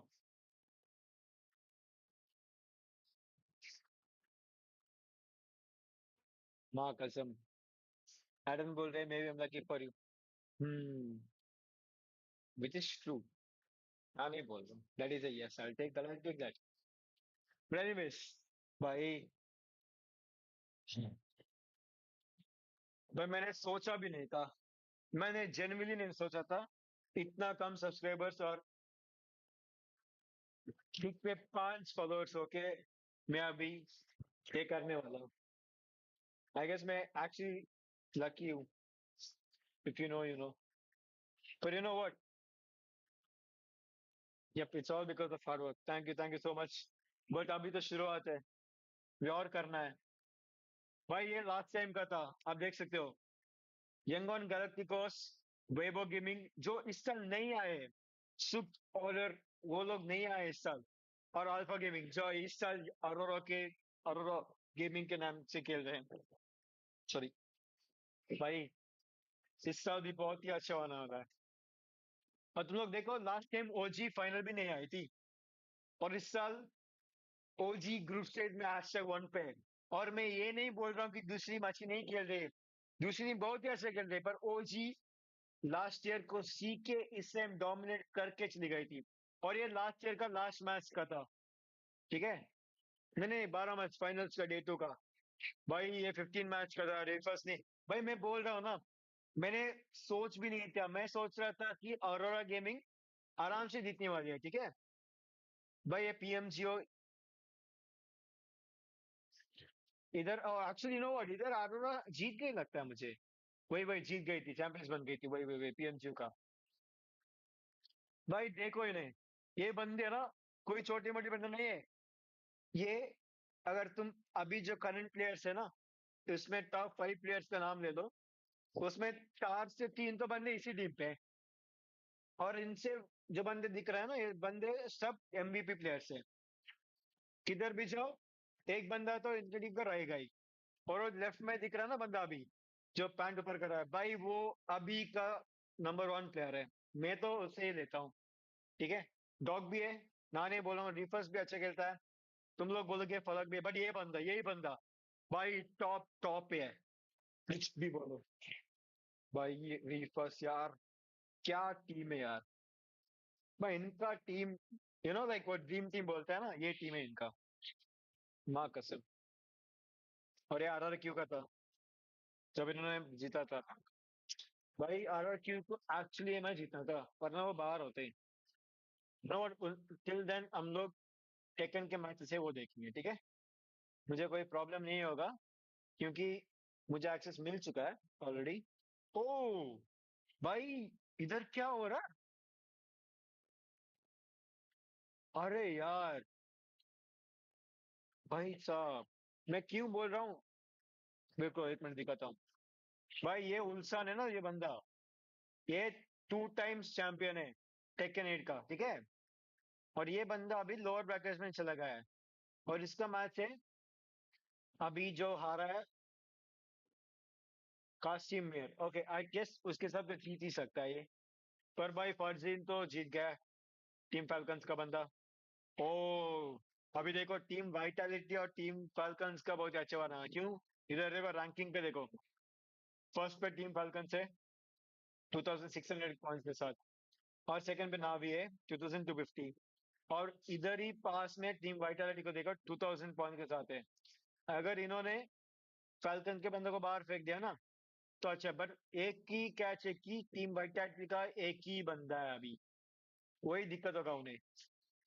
तो अभी देखो ग्रुप बी का मैच चल रहा है ना, इधर देखो एक ही बंदा है, अगर फर्जीन को बाहर डालेगा तो अच्छा है वाइटैलिटी के लिए। क्यों बुरा है? क्योंकि ग्रुप एक पे देखो एक और बंदा है उसामा बर्सी। बट मैं एक बात बोलूंगा, ये गॉर्डल का केस क्या है, ये अपना गॉर्डल इंडियन ऑर्गेनाइजेशन है, तो वो अच्छी बात है। तो इसी हिसाब से गॉडलाई को चांसेस है कि फिर से एक टॉप पे आ सकती है। और लो आई कोई छोटा मोटा बंदा नहीं है भाई, ये बंदा तो चैंपियन बंदा है, इसे जीतना तो बहुत ही और मुश्किल है। और मैं बोल रहा हूँ, मैं ये नहीं बोल रहा हूँ कि गॉडलाई का बंदा नहीं जीत सकता है। अगर हम लोग अभी जाके लाइक क्या बोलते हैं, अभी प्ले बटन जाएंगे इधर, जब मैं इधर प्रेडिक्ट कर सकता हूँ, अगर मैं इन्हें टेक्कन जाके देखूंगा ना, इधर देखो मैंने भी लो हाई को डाला क्योंकि लोगों ने डाला है इसलिए, पर ये बंदा ना मैं पहले से देख रहा था, ये अच्छा कर रहा है। ठीक है, अगर तुम लोग चाहे तो मैं गॉलवे को डाल सकता हूँ मैं अपनी इंडियन ऑर्गेनाइजेशन में बोल के, वैसा कुछ नहीं है। पर भाई मैं सोच रहा हूँ क्लोज जाएगा और केसु के बाद में जीत जाएगा, मैं ये सोच रहा हूँ। ठीक है, मैं क्या सोच रहा हूँ दिखाता हूँ, एक मिनट रुको। मैं सोच रहा हूँ कि इधर से ग्रुप ए ले लेंगे, इधर से उसामा बस आ जाएगा, इधर से लोआ आ जाएगा, और सीबीएम से केसु का मैच है, सही है ना? जीत सकता है। पर भाई मजे की बात क्या है पता है, अपना अरसलान भाई, भाई ये बंदा पाकिस्तान का बंदा है, ये तो चैंपियन है भाई, मैं बोलता हूँ। और इधर जुबैर के साथ मैच हो सकता है इसका, अरसलान का, और वो इजी से क्वालिफाई हो ही जाएगा। हाय रोहन, यो ब्रो सब कोसाई। पर मैं बोल रहा हूँ उसामा और केसुके का, सॉरी लोआई का मैच हो सकता है, और इधर लोआई जा सकता है इस पे, इधर तो आसलान ही जाना चाहिए। और उसके बाद जो मैं बोल रहा था वो है कि सीबीएम और केसुके जब इधर खेलने आएंगे लोअर ब्रैकेट में, इधर जब इनका यगमी से मैच हो सकता है। ठीक है, अब इधर देखो अभी सब चल रहा है, पर मैं अभी इधर सिर्फ पबजी मोबाइल देख सकता हूँ, उसके बाद मुझे रॉकेट लीग का भी एक्सेस है, एलसीक्यू का नहीं है अभी के लिए। पर अभी देखो इधर भाई, इधर देखो यार 2 पॉइंट का डिफरेंस है। To do that. I mean, at the end of the day, it was about 8 eliminations coming out of that match, something that they needed, but this is something that have the ability to maintain that spot, and this squad should be able to do that. I mean, at the end of the day, it was about 8 eliminations coming out of that match, something that they squad should be able to do that. I mean, at the end of the day, it was about 8 eliminations coming out of that match, something that they squad should be able to do that. I mean, at the end of the day, it was about 8 eliminations coming out of that match, something that they needed. That's not the case right now, as they're currently sitting at the bottom 3. I gotta say, unfortunately for the side of Alula Club, it's just 2 players doing most of the work for their side, so I need to see presence from the other 2 players. Hopefully it'll be enough, because right now, 7, it's a 2-point difference between those teams in the bottom 3 and the teams just above them. So Alula, it's not game over, but they need to get these points on board right now. Their non-games literally are 0-pointers. You can't afford to do that at PMWC. Yeah, you cannot afford to do that kind of stuff at PMWC, especially with 3 matches left. You can either make it to the grand finals, you can make it to survival, or you can end up going home, going into this final 3 match. Oh, what is this? Subscribe करो। Thank you. और वो ये क्या goodies लेकर आए इनके लिए, और भाई ने तो फेंक ही दिया इसका लिफाफा, इसने भी फेंक दिया, क्या हो रहा है क्या है? Oh wait, this is a PUBG Mobile blind box. There's something inside. Wow. Let's open it. This is a PUBG Mobile blind box. Oh my gosh. The mysterious, the joyful. Wait, y'all ready for this? Is that the clan? Like and subscribe. You ready for this? Oh, Max is already going. Oh my god, you guys are already ripping it. Sorry, we're littering right now. Don't worry, we'll pick it up ये तो after अपना this. लिफाफा ही फेंक रहे हैं भाई। Oh, there's more. मुझे भी चाहिए भाई। वो PUBG का क्या गुडी दिया है इनको? There's a card in there too. Do I just get the one I wanted? Reaction Oh, देखो। I got the pink one. That's the one I. Is that what we get? Let's open it. I'm just gonna have to put I think I got the pink one. Sorry, spoiler alert. What did I get? We're clearly not good at opening blind boxes. If you like ASMR, if you like ASMR, Oh here you go. भाई ये तो गुड़ी है ये तो अपने creator को तो अच्छा से मिल जाएगा स्टेशन पे रखने के लिए भाई मुझे एक दे दो यार मेरा अपना रूम बना रहा है Please let me open this. अरे यार मैं सॉन्ग को नहीं सिंग करने वाला हूँ रोहन भाई Yes. मैंने मैच देखने के लिए मुझे दिया है अगर वो सब करूँगा तो मेरे ऊपर कॉपीराइट पड़ जाएगा Because we're now heading to the final 3 matches Thank you so of much. PMWC मैं क्या at करना चाहता हूँ EWC 26 मैं Group A. जो अभी Esports World Cup हो रहा है इंटरनेशनल जो पेरिस में हो रहा है इसका प्राइस पूल है $75 million I'm loving it. Some excellent blind box openings coming there through from our analyst desk. And they're having a good time. Our teams probably less so because it is getting sweaty. Yeah, that's the thing about blind boxes, John. You never really know what you're going to get outside of the predefined list of items. But obviously in PUBG Mobile, kind of similar. You always know what you're aiming for, but you never know if you'll get it. Some teams definitely getting more than others. Yeah, right now, hot contest on the bottom bubble, and it's going to be a real fight for them to try and join some of the teams maybe in the survival stage, not to mention the top 5 going straight to those grand finals. We're going to be heading over into Erangel for the last time of Group A. As the plane path sends on over, looks like we're coming from North George, cutting down towards Novo way. Towards that military base. We saw that military circle finish in the last match. It did get a little bit messy around the runway. Let's see if we can tidy things up here. Scout bike Yeah, see how we're looking and what sort of sauce we're going to be cooking with into our last 3 games of today. And obviously for some teams, John, that's the brutal reality of the situation. It's not just the last few games they're playing today, it could be the last few games they play this entire tournament. And obviously for what we've been building up for throughout the season, throughout this year, back-to-back grinding for some opportunities to really arrive in Paris, France here at EWC 26. John, if it's taken away from you in the space of 12 games, it's going to be such a gut-wrenching feeling. Well, that's going to happen. It is going to hapen necessarily to at least 12 players. Yeah, because 3 of these teams are going to be going home, as the desk was talking about before. It's, you know, on that bubble right now, 33 points to 35. They need to jump up a little bit further. It's a little bit further to go for the teams beneath them as well, but it is still all to play for as we enter the back half of the day. Over military base, looks like we've got 3 teams dropping out. Ghosts will be heading on through, trying to make their way over to Novo.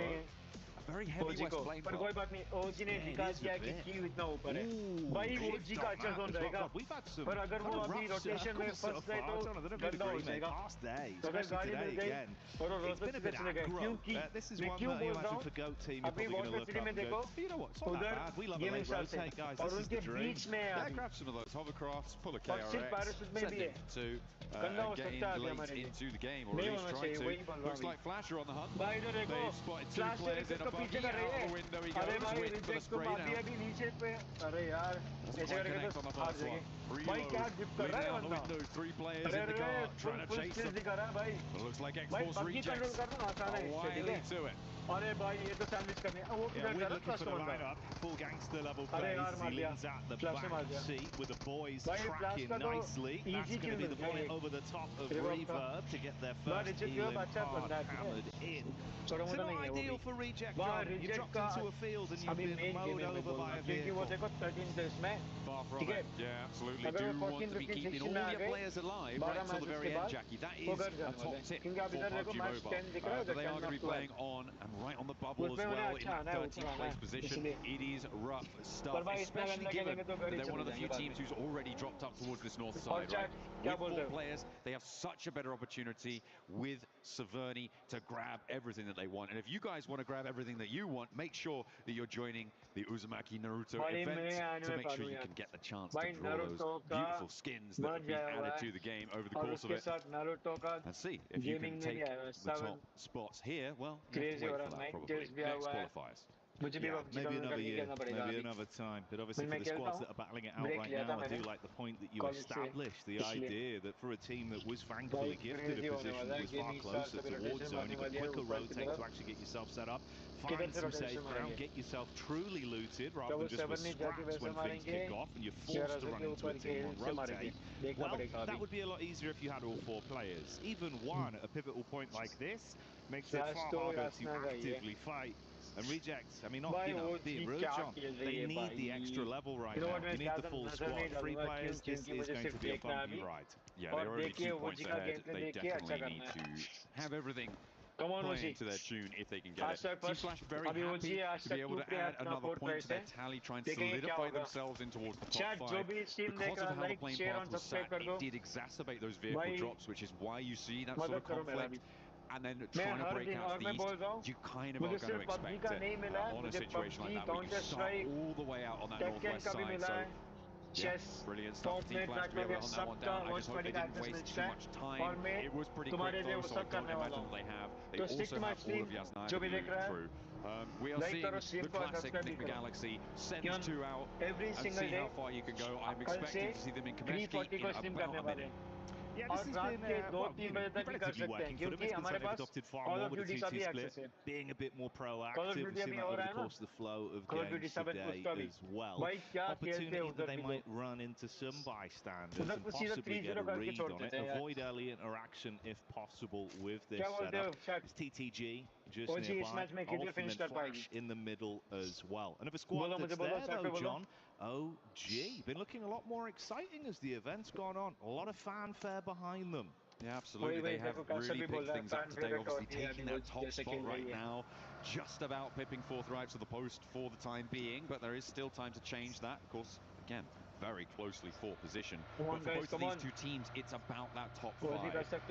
It's brilliant that you have that sort of step up for Orangutan, for 4 Thrives. They have really been putting that pressure on towards the top of the tables, and it's been great to see that they've been able to ascend to such heights. But yeah, for Orangutan, they're looking much more coordinated today. They're looking like they really have it figured out.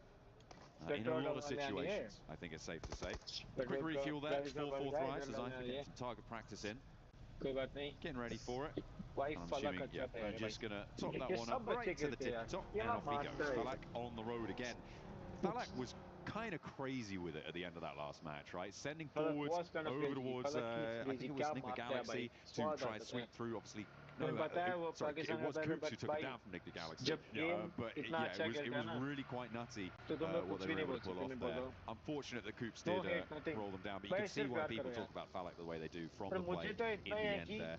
I would say a little bit too much risk for my liking, but that's why I'm not in his shoes. That's fair enough, man. I think certain times you've got to dial it on, right? And if you can rep yourself in those moments, we've seen when he does need to sort of realistically understand it's time to play a bit slower, be a bit more defensive, he can hit that switch. But he's so damn slick with it in firefights that, honestly, I'm pretty excited seeing him giving it. He started off day 1 with absolute fanfare of performance, and that's not gone anywhere. Chance they might run into some uncomfortable water, though. You've got this wrap over the bridge from Aurora, KRX just up ahead, and 2 with a 4-man split from Nigma, not too far away either. Yeah, still in Pachinki, though, and if I know anything about them, they're going to stay there until Zone 2, and then see where they could go. Okay, no, they are on the road now, so they have finally looked to leave Pachinki. As we hop over on board with Geeke, they are currently moving out towards the east side of Roshok, trying to find a way to maybe have a chance to cross the river later on. It looks like Orangutan are further ahead in that pursuit, though, and that's going to make things difficult. Will cause a bit of a roadblock there. And instead they post up in some of the buildings. At the moment, with the river as it sits, you're more going to look to prioritize the eastern side of this circle right now, because it's so much more mobile. Teams out there are going to have the opportunity to send all the way north nice and quickly, or drop down south if it comes to it. But the teams around the river, they're going to be blocking each other. It's going to be a lot harder to move. It's very, very difficult to try and make that rotation. But sometimes that's just where you have to find yourself. That's just where you are going to end up going. But yeah, I'm looking at the teams on the east and thinking they're going to have a better time of it in towards stage 2 and 3. Yeah, it's fair enough, man. As much as the ideal situation doesn't always present itself, sometimes you've got to just roll with the punches. We did see a little bit of a read there from Geeke as well. It's Ragnarok that's looked like he's actually kind of the spear of this team in situations where they want to instigate. He's always keen for a fight. Took some warning shots over towards OG, won't really invest much into it, but info goes both ways. They don't need to all-out brawl right now. They'll avoid that encounter. This is going to get spicy soon, though, John. A lot of space that's going to be taken away. Tons of squads getting neck and neck towards each other, and that's the crunch that comes in. Yeah, keeps Yasnaya on the north side of this circle. Again, those teams out to the east side going to have better access to this one, but I'm looking at RRQ and wondering what their moves are here. It's a difficult spot for them. Do they try and force their way across the bridge? There's potential for them to get a good start, but as time ticks away, it's going to get less and less likely that they can make it unscathed. But they have managed to send forwards a scout. And actually, the compound to the south of that bridge looks fairly uncontested. They might just saddle themselves with a really quite brilliant compound on the west side of those Yaz fields. Very, very central. And potential to backswing if they do need to end up going to the north side in a crazy circle shift. 10 points for that one as well. Lovely work there, John. He's probably damaged the vehicle a little bit in terms of resale value, but hey, no, for what it was a nice rotate. Nice. You know what? A chicken dinner's worth any resale value drop, so we'll see if they can leverage that position over on the east side. Very stylish, though. And, style Number points 2 team का 16 दिन का fight हो रहा है.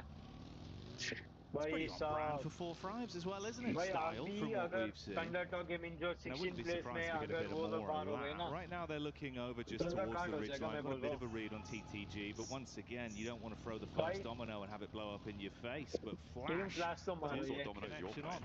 They're really big ones, but they're full of those, you know, the things you used to buy from the penny shop, throw them down, they blow up. It's like, bangers, John. Bangers. Absolute bangers. Let's see if we've got a banger fight on our hands here between Team Flash and Gaming Stars. Win pulling the pin. It looks like the opener has gone well, but Bozy has already fallen as well. So it is not looking super healthy. You've got KRX also poking their noses in from the south side of this fight, Jackie, which is going to potentially force it into an uncomfortable scenario. Well, more uncomfortable than it already is. To try and find themselves locked horns now. Gaming Stars trying to rebuff Team Flash. Yeah, KRX going to continue to just slightly creep around the wing.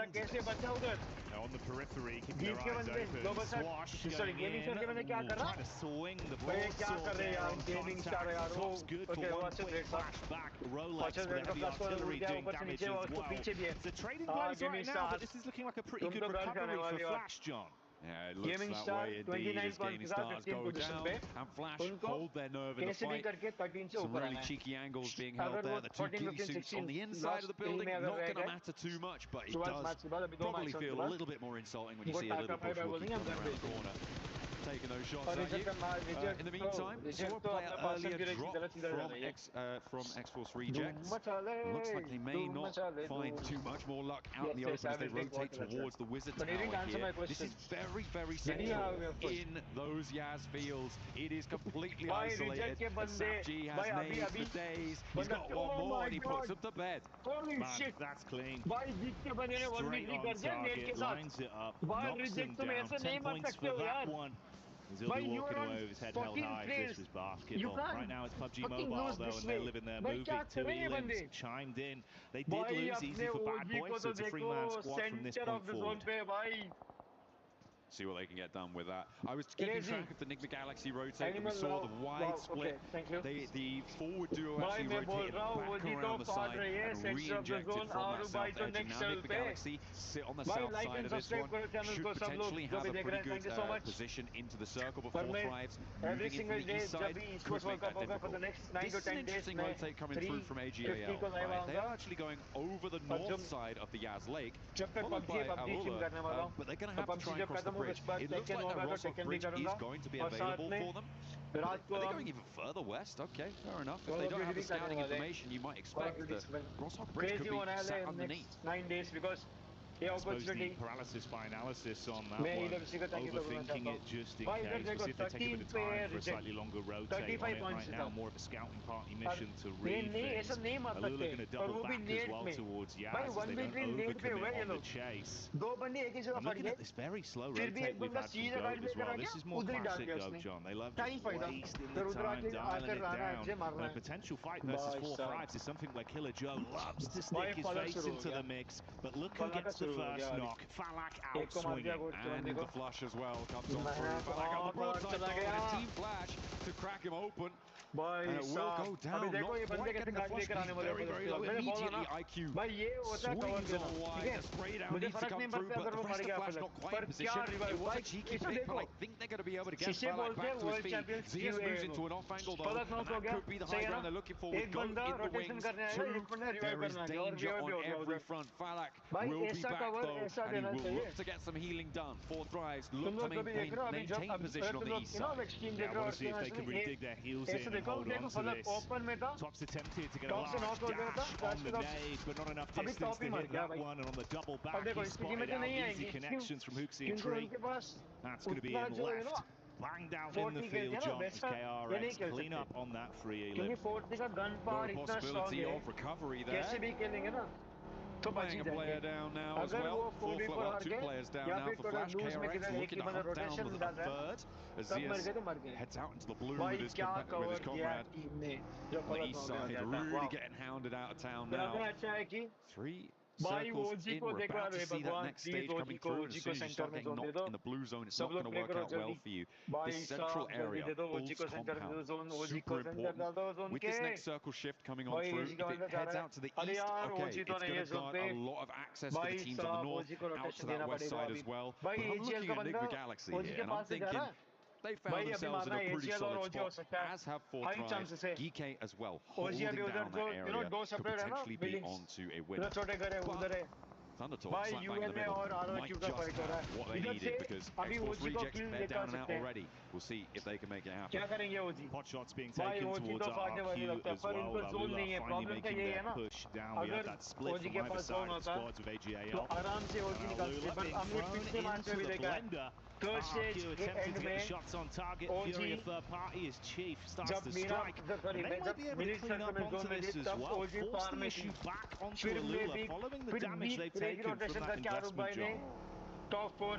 Trying to recoup some losses, see if they can consolidate, re-engage, a little bit stronger. That north side does need to conclude fast though, because the circle has just started closing. AGAL on the west edge, that slow west side swipe is going to work out well for them in terms of staying alive, but the west insert may be a little bit more tricky. On board with Furia as they take a tumble, but it's 1-for-1. R3B, what can he do here? Closing the gap with the shot. He quick switch to the primary as well. Tracing not quite on point to get the back tag off as Furia do dip out. You can see the damage is already done.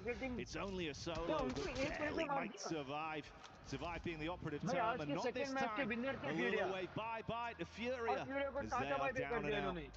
And they say hello to the top 13 with that as well. The 7 eliminations they found, they are making that break for the survival stages here and now in match 10. Takes until double digits apparently, but inches are good as a mile when it comes to qualification.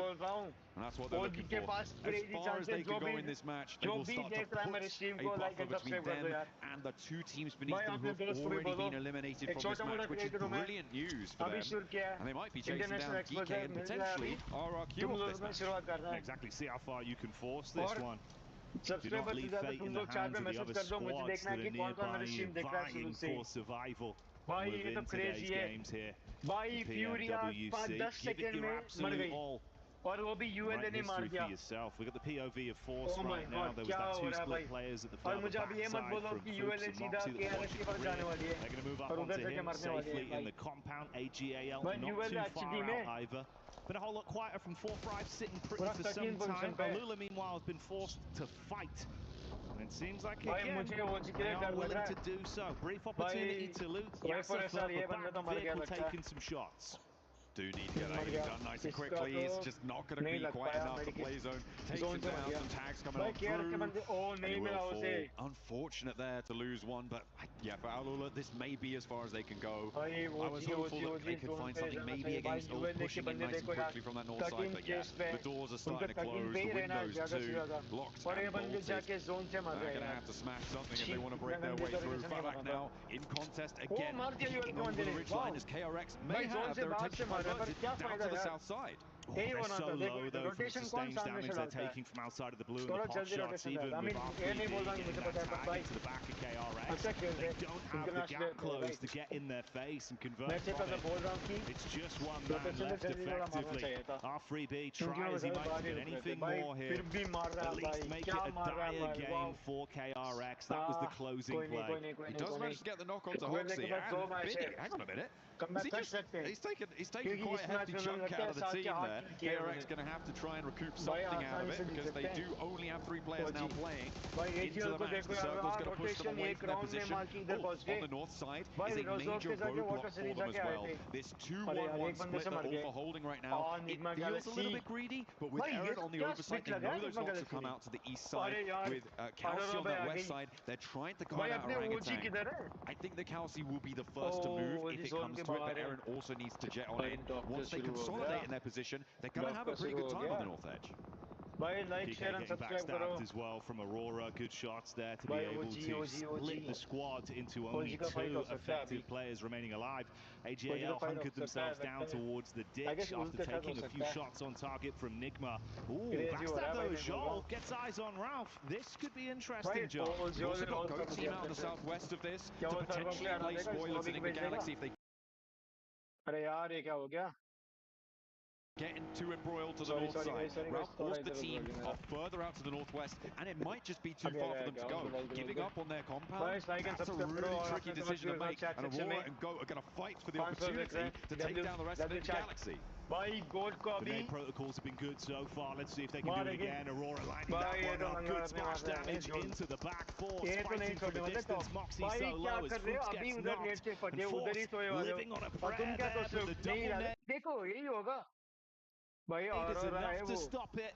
Only really Moxie that remains alive, but the nades don't stop, John. Oh dear, that old Goat does need to try and stay alive as long as possible, but the bombardment continues, and Aurora stay alive with all 4 of their players. They're going to swing up towards the north side because Reefus is engaged now with GK over the top of the ridge. Doc wants to get stuck in too.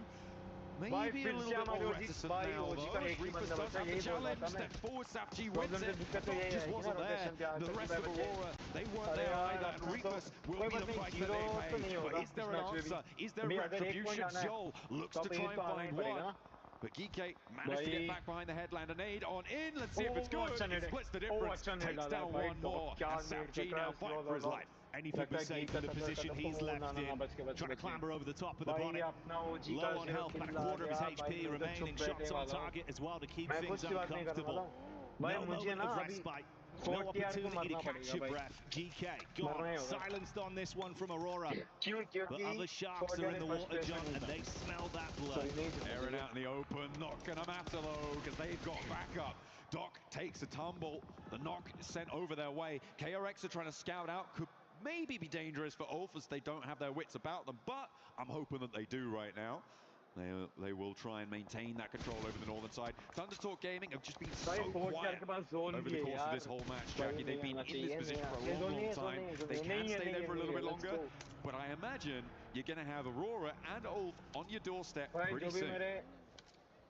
And that's not a collective that you want at your front door. It's going to get messy pretty quickly. Top with the eyes locked on as well for the exit side towards off. TTG just trying to keep their tails tucked between their legs, sitting pretty for at least an opportunity that's given to them. KRX that suffered heavy damage from that backstab. Lula making it uncomfortable did result in the downfall of Binny.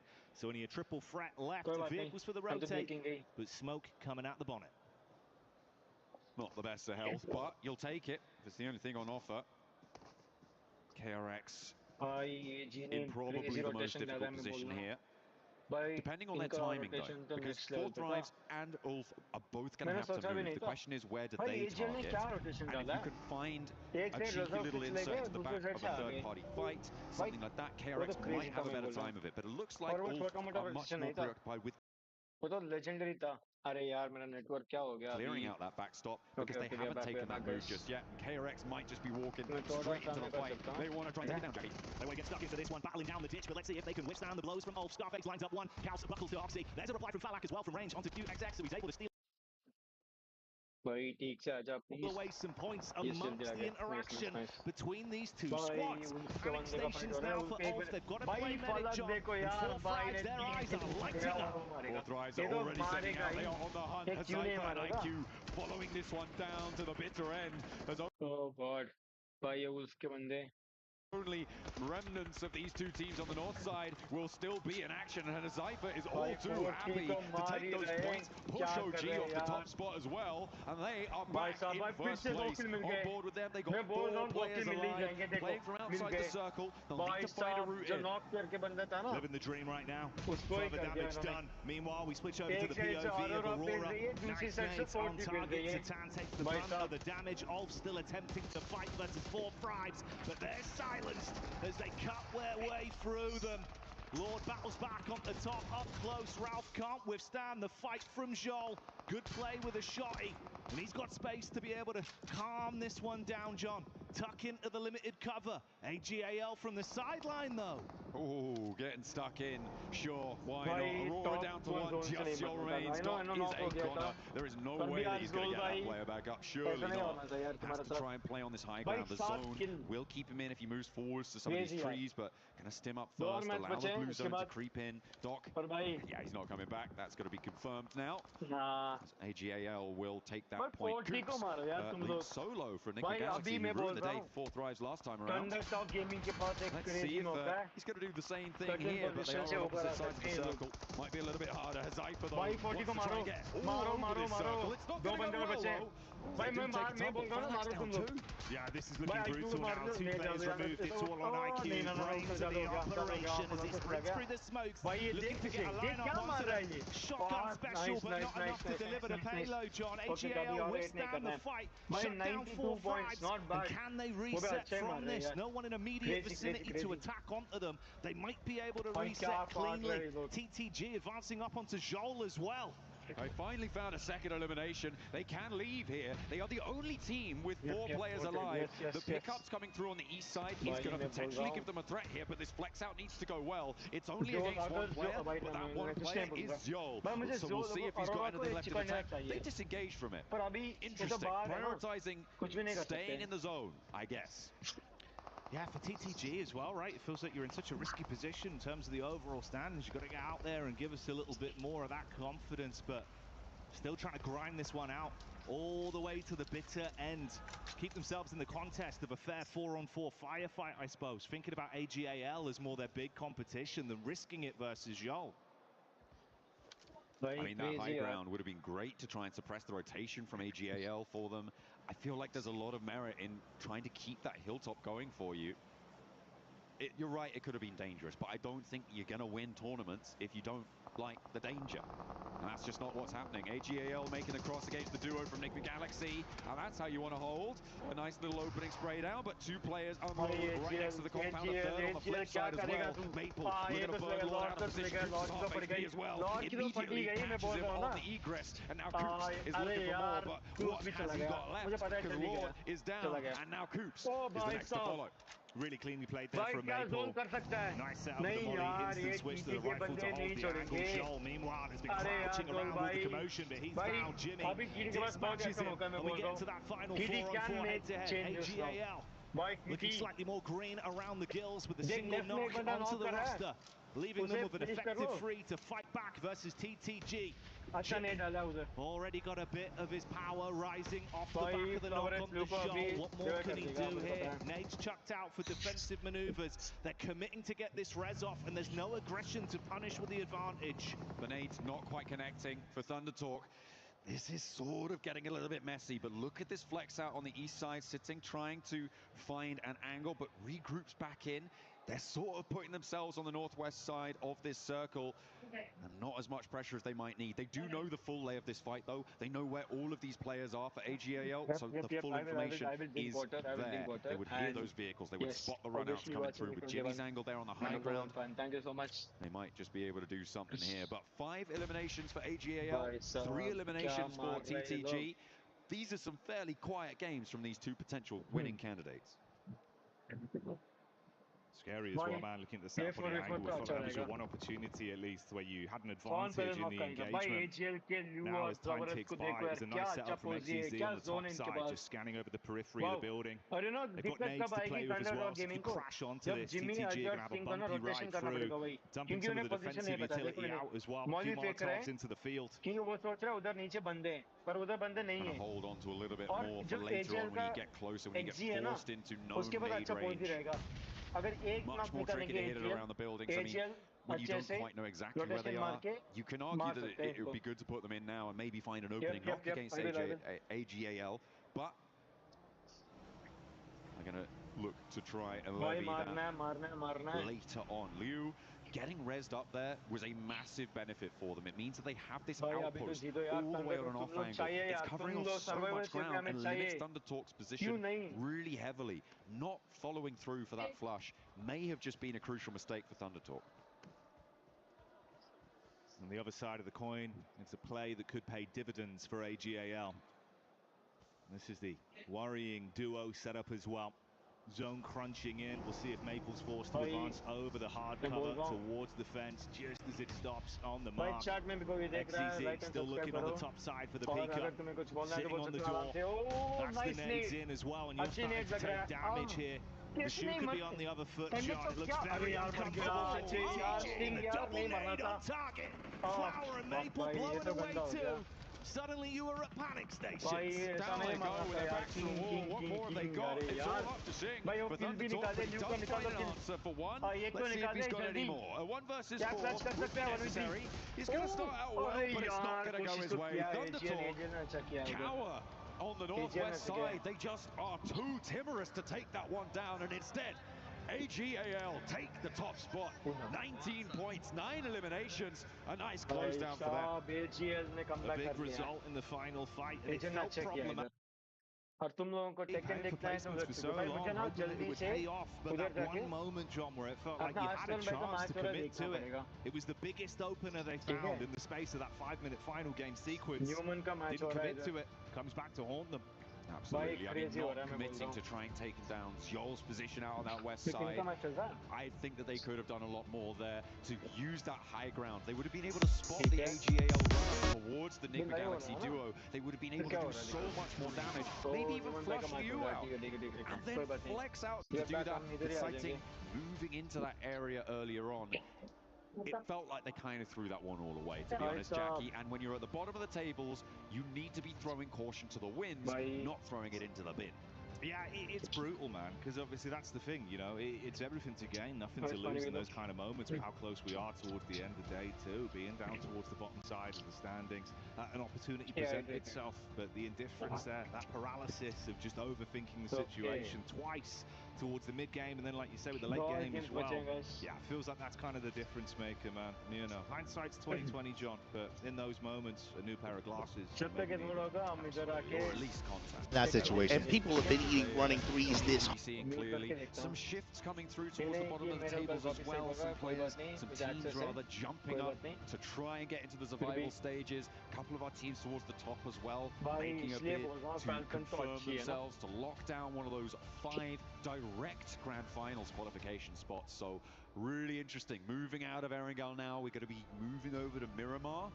I'm very excited to see what our team's going to bring to the table on this one. The desert is going to be more rotationally focused. We say that all the time, right? So hopefully the smarter players are going to be able to bring something to bear. Who has got the brains behind the ball?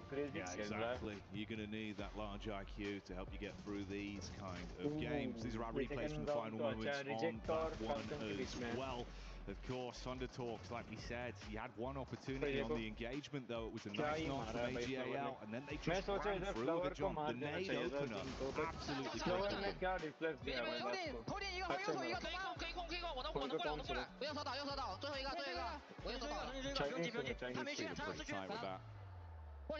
Solid comms, they knew what they'd done already. As soon as the comms go silent, you know that they've got it locked down. Seemed happy, seemed confident with how they played it overall. good shutdown towards the end. I like the position as well, where we had that 2-2 setup. Yeah, भाई मैं इनको देख XCZ रहा था basically just on ये the top ठीक side, है looking over the अच्छा ledge, ठीक the है hut. The way you had Liu as well तो further अभी out, भी like you इनको अच्छा mentioned, just करना giving them so much more map control that really did give them that extra edge. Yeah, well, that is what you need to try and find. I mean, how many nades were in the pockets? Do तो you reckon? एक minute दे दो मैं आ रहा हूँ ठीक है TT, right, when they went down, it felt like they could have used that utility a little bit earlier on. Sure, it's not like the perfect place, but I don't think such a thing really exists when it comes to this. You do just need to be throwing those downrange. There was more that they could have done. It was not to be. And credit to AGAL for being able to leverage that advantage, right? They were able to read into that. They were able to send out, right, and grab their player back up because they felt, oh, yeah, they're not putting pressure on us. Let's just go for it. I know that's the thing, right? It does kind of feel like we're really egging on this one point, but when you look back at it in hindsight now, that was the pivotal moment of it's the big edge they had. Following everything else that went on from there, John, there was no advantage taken. It was very sort of, cowsome in the setup they went for, hoping that effectively they'd find a pick on contact. It doesn't go that way when you're eating shrapnel. So yeah, the one opener that did give them an edge, not followed through on. That indifference certainly hurting them in these games. Yeah, absolutely. Some of the rotations around that west side as well worked out well for them, right? Because remember, early on I was talking about AGAL. Oh, they're going all the way out west. True. And they were later into the zone. They played a slow game. They played the only team really to go for that sort of thing.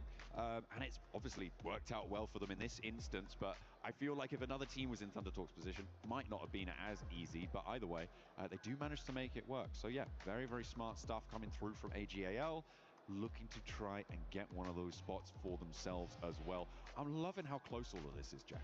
I know, it has been exciting, right? Obviously a little bit different to the usual spin of things when we're at such a prestigious event like this with the back-to-back games. The fact we're going into a day two with a risk of not only having teams qualifying through, having that sort of, our dream moment, this is great, but the sheer defeat, the sheer panic of sitting there and realizing that's it, 2 days of play and it's over, mate. You're thinking about airports, John. You're not thinking about trophies, about the history, about actually giving that solidarity to your organization with a big result after what's been quite a grind to get here for some of these teams.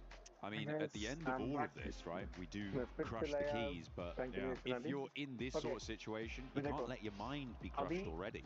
There is still an opportunity, I think, for any team to make it into at least survival stages, given how we were sat before this. For the final 2 matches to be so important is pretty important. It is going to be good news. We're going to be jumping down for an interview with Alola.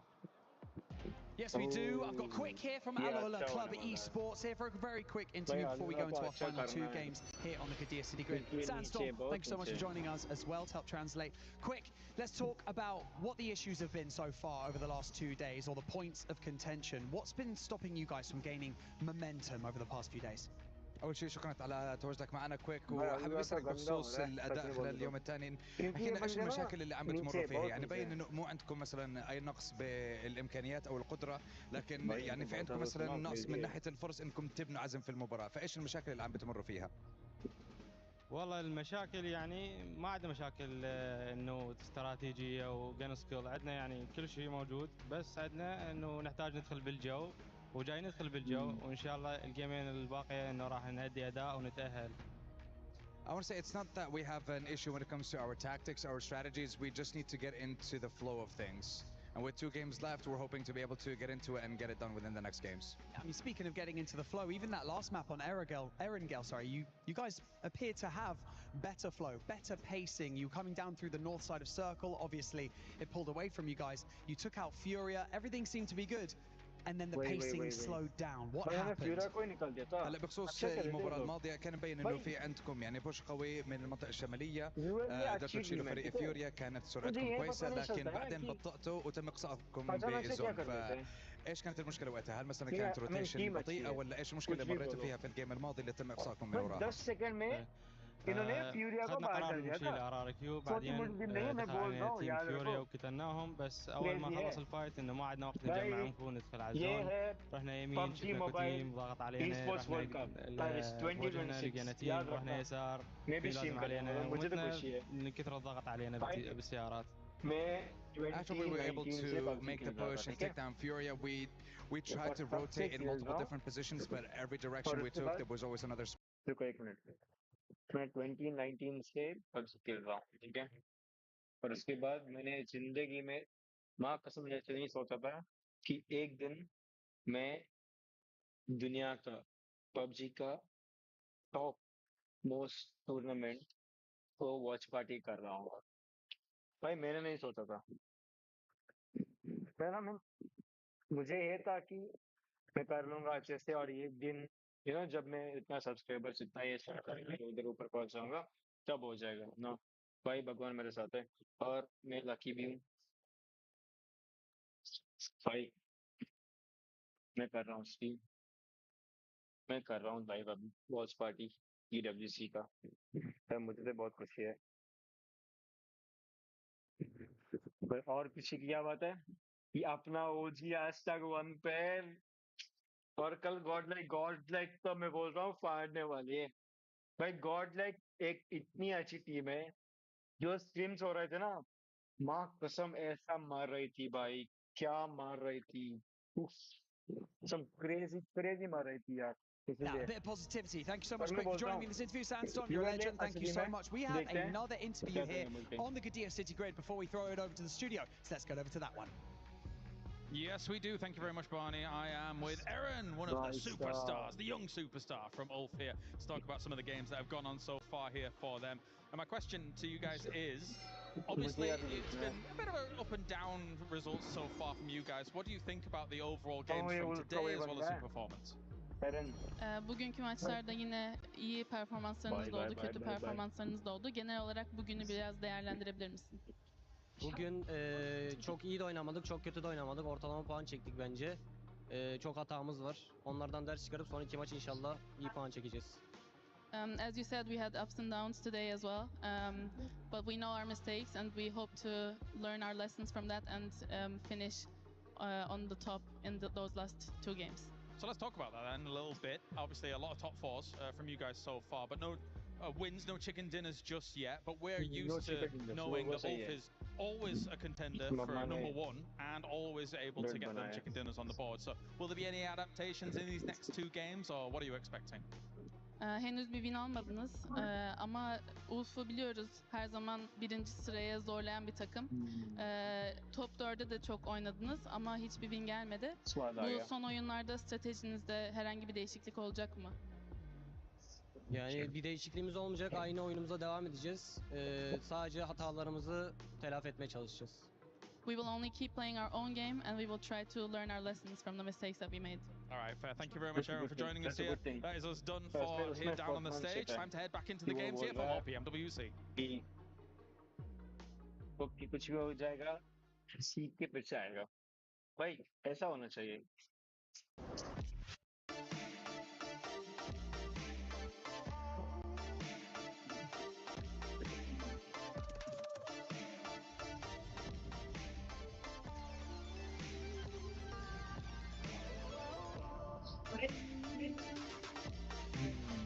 अभी एक और break है।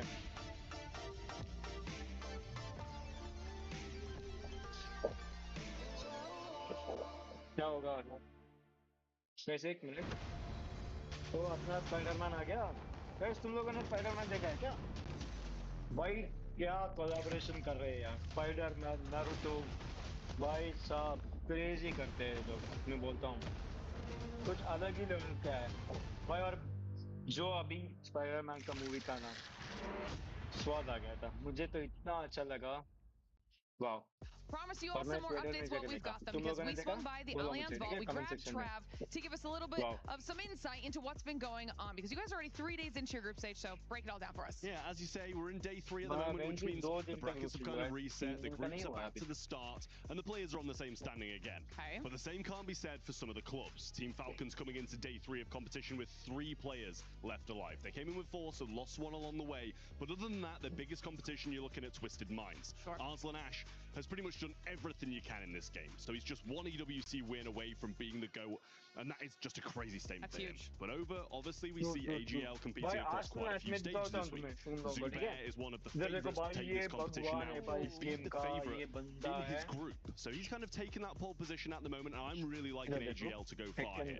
That could be massive. Exactly. And like obviously in the position they're in on the club championship leaderboard as well, a couple of big wins, they'll be leapfrogging above the rest.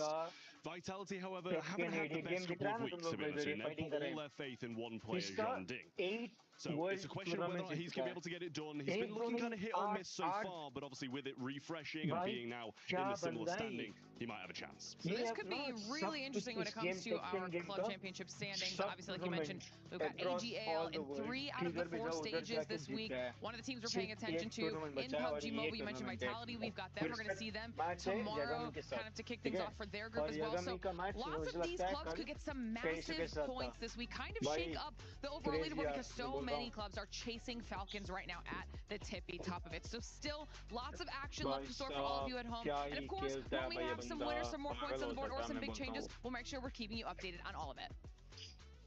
I told you Glitter will be able to deliver with the club championship updates. Also, shout out to Trav for letting us know what's going on his stage.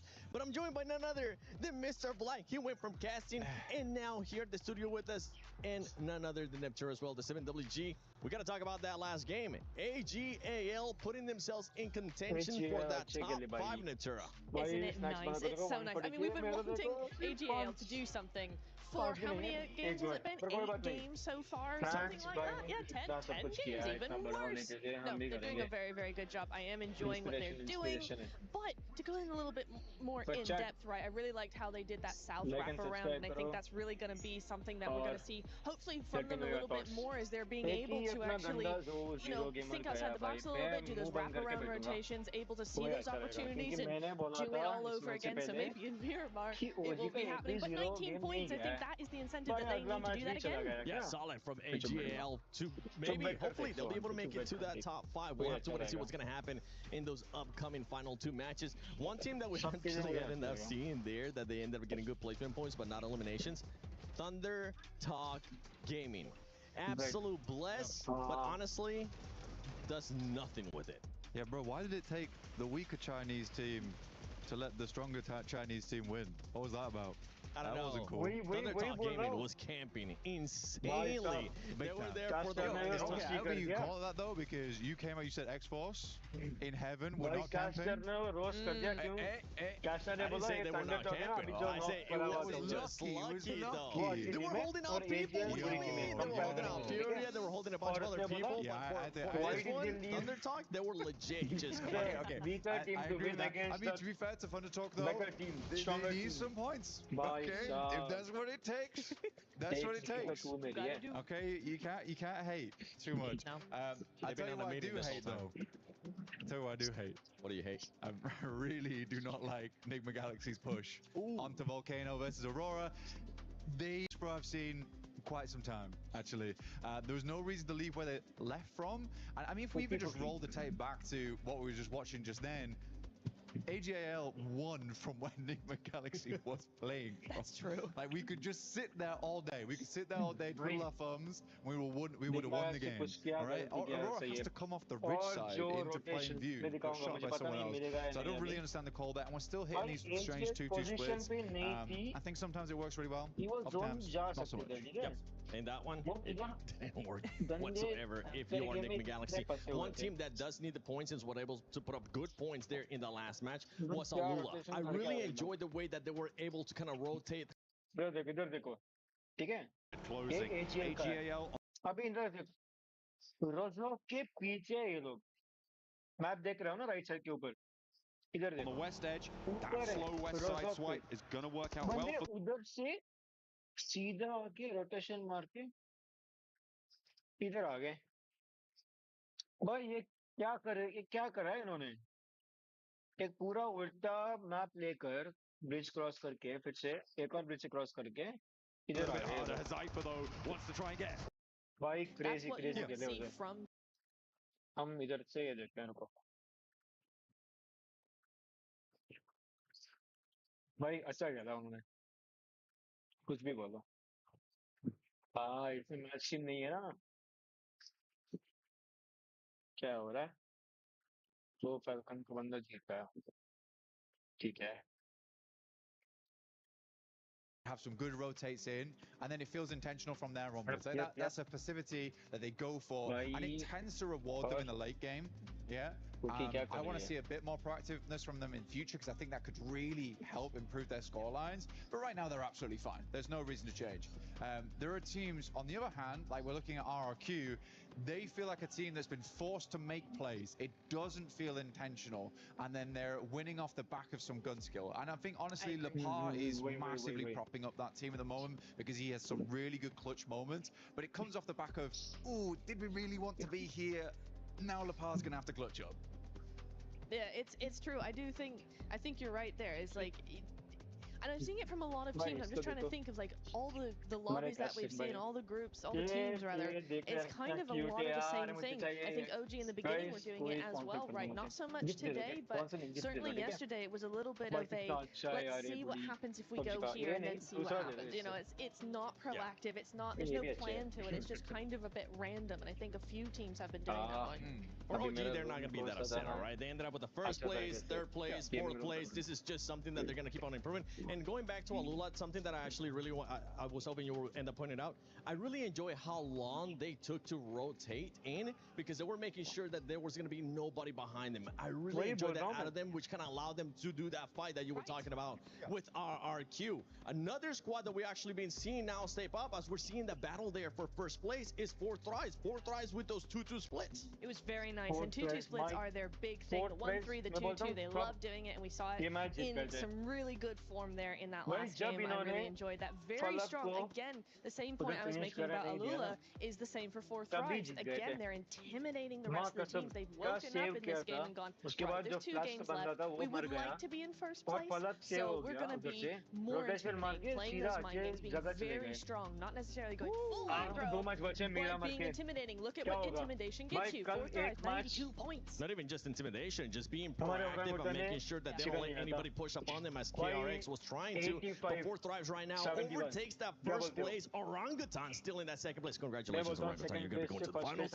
Aurora came in there in that third. And now we're going to be looking at that fifth place and the fourth place because I want you to see how close it is from fourth place all the way down. तुम लोगों ने देखा bridge cross कर रहे थे तब अरोरा के close नॉनचलांट थे नो रिएक्शन क्यों क्योंकि इनको पता था उनकी टीम अरोरा गेम में आसानी से टॉप 5 में आ जाएगी देखो 78 करके बैठे हैं इधर क्यों क्योंकि पास इनका बंदे ऐसे यार अब इधर देखो यूएलए 41 पे जो थोड़ा टाइम पहले उसने उधर इंटरव्यू दिया था रिजल्ट को देखो 35 भाई ये वही बंदे जो बंदे गीक के सामने आके नेट से 1v3 हो गए थे शर्म भी नहीं है इनको I mean not anything bad पर फिर भी यार नेट से नहीं मरना था और उधर से थंडर टॉक देखो जो लास्ट में आपसे क्यों आई थी ना जो अच्छी टीम है चाइना की उन्होंने 34 से लास्ट करके इधर बैठा है इधर देखो अभी इनके बीच में 7 पॉइंट की डिफरेंस है ठीक है और इनके पास 6 पॉइंट की है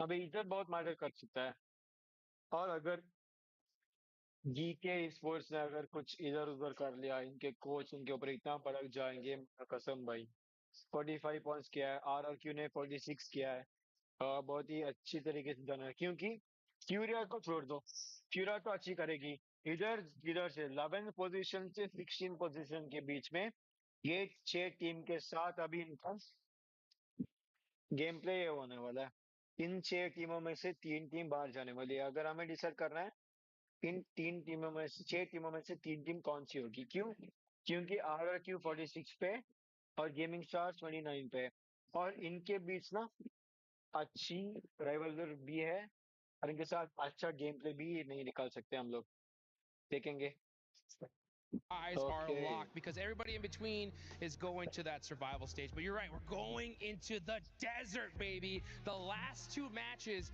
and that is where you gotta clutch it up. One team I gotta talk about right off the rip is Go Team, right? They won the second to last Miramar yesterday. The one thing though was that they landed in that El Azahar area. Both circles in both matches ended up going down to that Los Leones region. So I think that was advantageous for them here, but the zone could go anywhere here. Can they repeat that? They're going to need to because Enigma Galaxy is going to come from. I think they did such a good job, west side of Impala, to be able to have which compound that they did and then be able to rotate south on that. So that was very, very impressive. On the other side of the bubble, though, I want to talk about Geekade just a little bit, right? Because they started off the entire tournament for their group stage so far with a win, and since then it's slipping here, slipping there, and I would like to see Geekade do a little bit more. What are your thoughts on that? Yeah, I mean, I think that it was really demoralizing for them in just that other match where it was down in military base. They had such a great position, and they were not able to put any shots on a Team Flash at all. They took it and won the game from that spot. So it's all about, you have to adapt, right? You're at the biggest stage ever. You're live here in Paris. You got to be able to calm down, settle down, and make it happen no matter what. Well, between you and Jackie, I'm never escaping the GOAT team subject here for all of this. All right, no more barring, no more barring. It's time to head over to the commentators here for the 2 last games of the day. Hey, look, we don't lie, James. We don't lie. Me and Jukes know what's up. It's all about GOAT, baby. They're going to be out there swinging, but it's Miramar time. And I got someone that I describe as a GOAT sat right next to me. And it's not because how he looks, it's because he's the best at casting. Get in there, John. Oh, you're talking about me? I was looking on the other side of you. I was like, what's going on there? Is someone else sitting on the desk with us? No, he's being very kind to me. I know. That's a very strange feeling, but thank you very much. We are going to be heading into Miramar, lickety split, and it is Hubble, Bubble, Toil, and Trouble.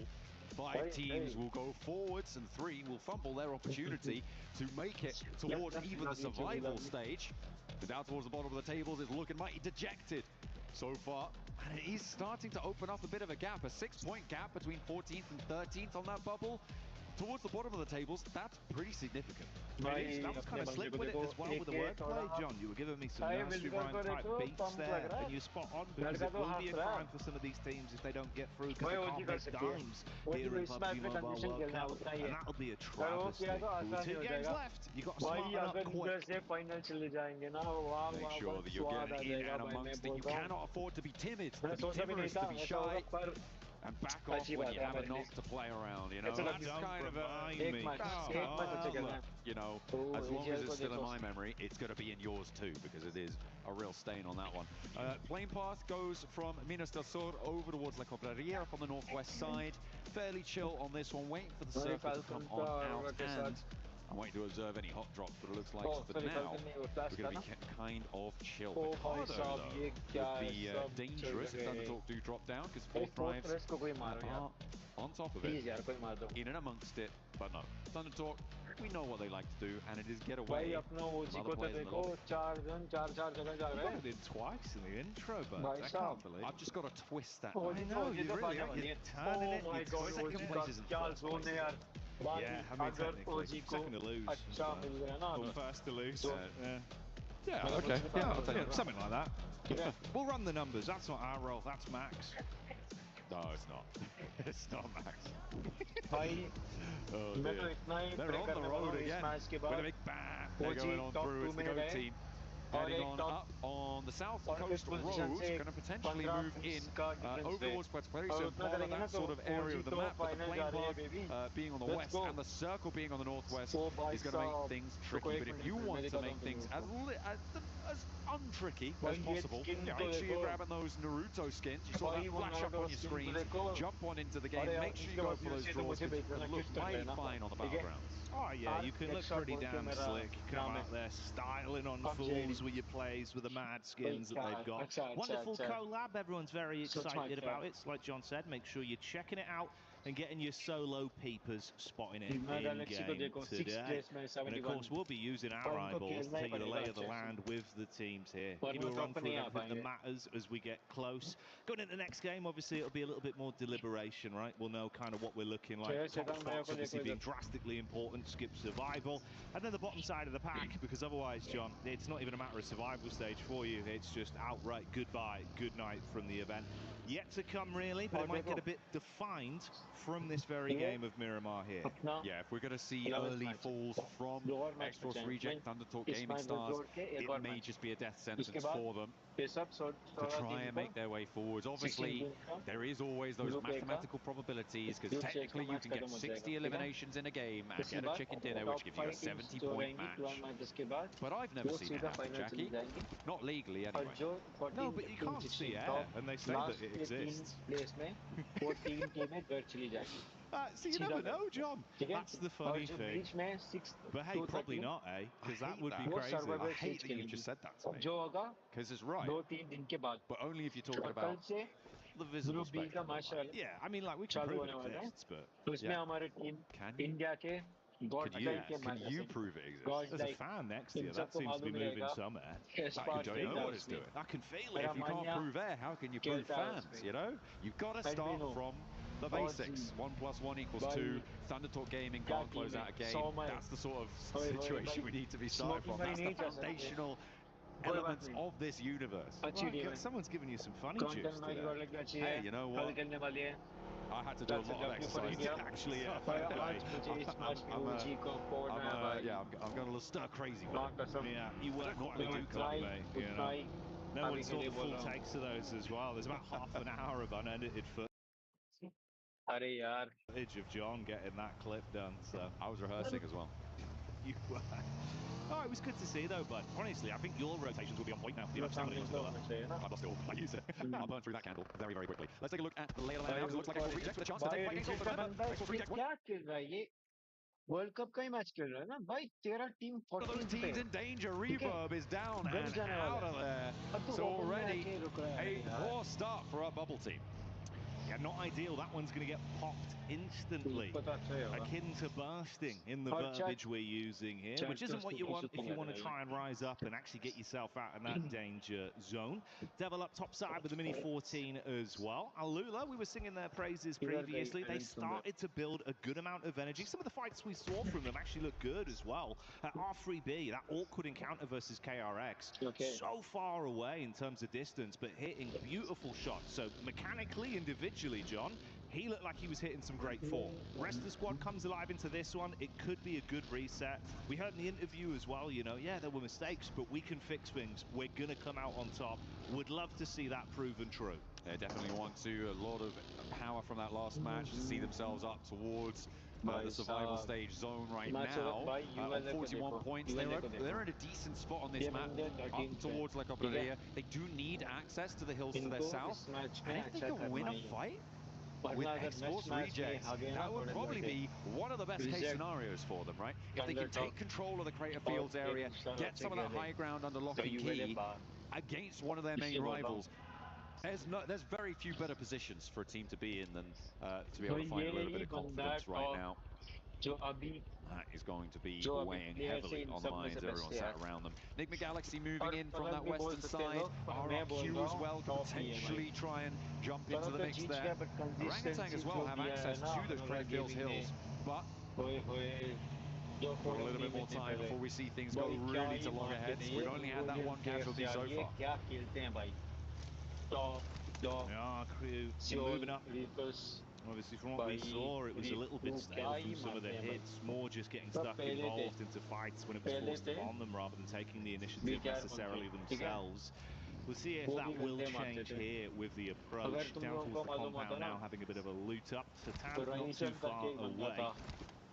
No real read or need to engage onto each other yet, so opportunity to at least get themselves armed without an overinvestment. Visual contact there as well. You can see the vehicle driving away. Satan will clear distance. Gets a little bit of a wider berth around the roadblocks. For Enigma Galaxy, they're very central on this already. Goat team, really not so much. Already out in the blue, over towards Impala. Coming in from that eastern side for Goat team, they are going to need to get towards it, but it's still very, very early days, especially here on Miramar. Waiting for the second sub can often be pretty impactful on a Miramar. Wait for that small shift and try and play for it later on.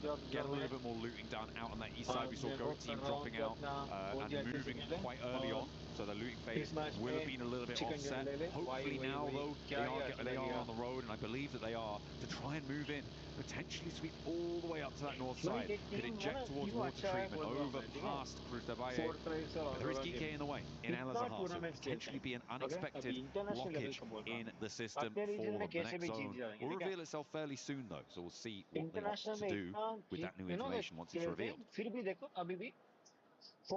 See what we're cooking with if this one gets a bit of a shift on the go. Obviously, those later rotates coming up. Condenses relatively central, feeling slightly down. So most sides still within a fairly comfortable amount of territory. Water treatment going to be cut out, so you're going to be giving that up to KRX and looking for an advanced path. You can see GK advancing a bit quicker now as well, speeding up on their rotate through the roadside with GOAT in relatively close by contest. And then that chance for AJL to potentially bump into Aurora on the late advancement. Trying to push in on that south side. There are other options for AGAL here. Maybe not wanting to go past Montenuevo. They could send up. Maybe try and play up towards Opolzo or swing even further north. But you know this side of the map's going to be really heavily occupied. It's a difficult approach. So going straight through may just be the best option available to them. GK sort of slowly trundling over the hillsides, and GOAT have spotted them now. Moxie hops out, looks for the shots, but doesn't quite take it. Doesn't have the lineup with the rest of the team to confidently get a knock, and you don't want to overexpose here. You don't want to be losing players like this, especially with how tenuous GOAT team's position is in 5th place. Yeah, and it's not something they generally tend to force the issue on either. Historically, even with the roster being a little bit different to what I'd seen in the past, on Miramar they were pretty good with late rotates. It's something they really enjoy playing. Right? If they can avoid early game fights, they're going to be building into a big finish. It tends to work well for them. That sort of situation, maybe with the tumble from Ragnarok, if he had a clean shot, could have got an opening pick there, tried to build off it. Not worth the risk from the angle they were left in. So late chase, calm it back down. That's more the GOAT style. Give GK a window of opportunity to get into the zone. Is that Reject getting a knock over onto 4-5 shot? There we go. I believe it was, yeah, but they're a little bit too far afield to really confirm onto this one. And not only that, but X-Force Reject really cannot do too much to get out of their position now. This is that high ground position that I was talking about. With Alula atop it, but actually Nick McGalaxy kind of in the way of it as well. Yeah, you can see there is this cabal of 3 players very, very close by, but they are still downhill from that super duper high ground. For Alula, this is a brilliant spot to take points, to try and extract value from this early to mid game. Interesting lineup. Like you say, obviously not the best position to try and get that follow-up from. So reset from 4-5, they're going to be more aware and paranoid about the potential angle and not expose themselves. AGAL were slow on the rotate. They were trailing behind Aurora. That started to turn a little bit with them actually pulling up very close towards the Aurora squad, looking to block out the sun. It's a nice angle on the peak from top. A weapon he's very comfortable with. Takes the pot shot, but not quick on the response. XCC with a knock job down. Now Aurora can't really roll forward. Stock and Yol immediately rolling back around to try and keep things together. Reapers with some good suppressing fire. There are off angles as well against this position that could potentially be causing worry for AGAL. Do not want to let their momentum slip. Could jump up into the top 5 themselves after this match. But it is still a long way out from the end of this one. As the res comes through. So Top's back to his feet. They can start to control this eastern side, but the hills for Alula are just so beneficial now. This is a brilliant game for them to try and make this one work.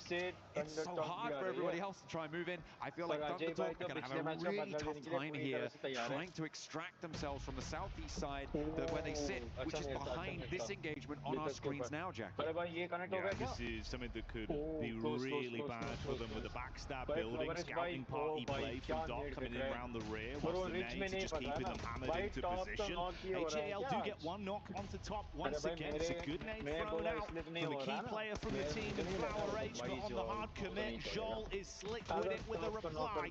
Punishes him, pushing up daisies. That's the only flowers that are in his mind now. Liu on the reply, jumps behind the steering wheel. Off angle push on the ridge. Let's see if he can do anything from this. Moves out into position. Doc on the high ground has control of the angle, though Liu does need to be careful. That smoke's just about to fade. Drops the Molotov to stop any forwards aggressive pushes as Reefus regroups up to the top. All of Aurora are here, and Thundertalk are trying to loop around this one. Okay, put pressure onto the solo. Let's see what Doc's got. He's got back up now, and the rest of Aurora are trying to move on in. It's a breath of life for AGAL, but maybe they want to get stuck in too, because Doc is still fragging out. Nade out to try and find an angle on towards Thundertalk. And this is a little bit more aggressive. This is a little bit more dynamic. That's what we wanted to see. But do they have the skills to back it up? Not stepping in fire. Higher rule number one, though, as Jimmy takes a turn around the corner. Doc on the move up as well, once again armed with a shotty, but it's Joel with an SMG that puts AJ to sleep on first contact. Close quarters combat, Rufus with a hop up, good to shut him down. TTG thought they'd finally got a breath of fresh air, an opportunity to push in an upset versus the lone player of Aurora. But the longer this has gone on, that thunder is being taken away from them. AGAL moved up towards this fight, but actually took a harrying from KRX, that backstab that you were talking about, making itself known. Maybe AGAL overextending in that scenario and losing a player here, but they are in the zone. KRX not so lucky, they don't really have that sort of foothold, so for AGAL, all is not lost, but the fight may be coming to them from KRX on the north side. Got Top priming the nade as well up top right now. The Shanty Town could be taken down as the nade from Top's right on target. Goodbye, Jing. They know they've got to move quick as well with the zone coming up, so they want to advance and try and force the issue. Low HP for Top. Rufus with a bait play opens the door. Holds close on the angle, and the shotgun sings for one. Jimmy replies. It's getting awkward in the encounter, but it seems like Aurora can hold on for now. No way to put that one back together. Jimmy just sat there and didn't really do much. Unfortunately for Thunder Talk, they will go down again. And it's good news for our bubble teams once more, who are looking to try and make that chase. As we turn our attention over to the northeast side, it is Orangutan, Fourth Thrives, and going at loggerheads to try and push past, because Fourth Thrives have control of this hill, have control of the ground. It's going to make things tricky in this area. Fourth tier का fight हो रहा है. Fourth tier position तो अच्छी है. Oh. And that respite for Fourth Thrives has been very different from what we've seen throughout the entire event. Always looking for opportunities to force themselves into weakened situations to get advantage from it. Here, thinking about the big picture, knowing they're relatively safe, they're comfortable, they're happy. They'll see if a mistake is presented towards them before they play their card. AGAL on the wrap back up. Three-man squad that got away realistically, John, with liberties in that situation versus the crunch in from Aurora. How long can they survive, and how long can Nigma hold off potentially this crunch from GOAT? GOAT as well. This is the battle on the bubble. Remember, Enigma Galaxy trying to chase them. They've already found that opening knock. They're going to know that this is GOAT, and they may just be out for blood. Ralph also cooking a nade there, so they didn't have the barrels down range to take on Fuchsman as he peeks wide. A nade sent back on it, but not really connecting just yet. Does some damage, but it's only going to tickle. And they back off, Jackie. They are falling away from this, not wanting to get too far up and caught into this fight. You can get third-partied. Alola up on the high ground. A massive threat. That's the thing, Killer Joe usually so keen for the close quarters engagements as well. It feels like he's your entry fragger, someone that's going to take those risks. Being knocked early left them more susceptible, so they attempt to backpedal. Lord resets, very elevated angle to peek down. Bullets barraging on target, but the longer he takes that fight, the more exposed he is to the hilltop side there that you've got from Alula. He can't overcommit. Killer Joe with a knock once more, back on his legs. GOAT, it seems uncomfortable. Killer Joe going down, Fuchsman backed off the angle again.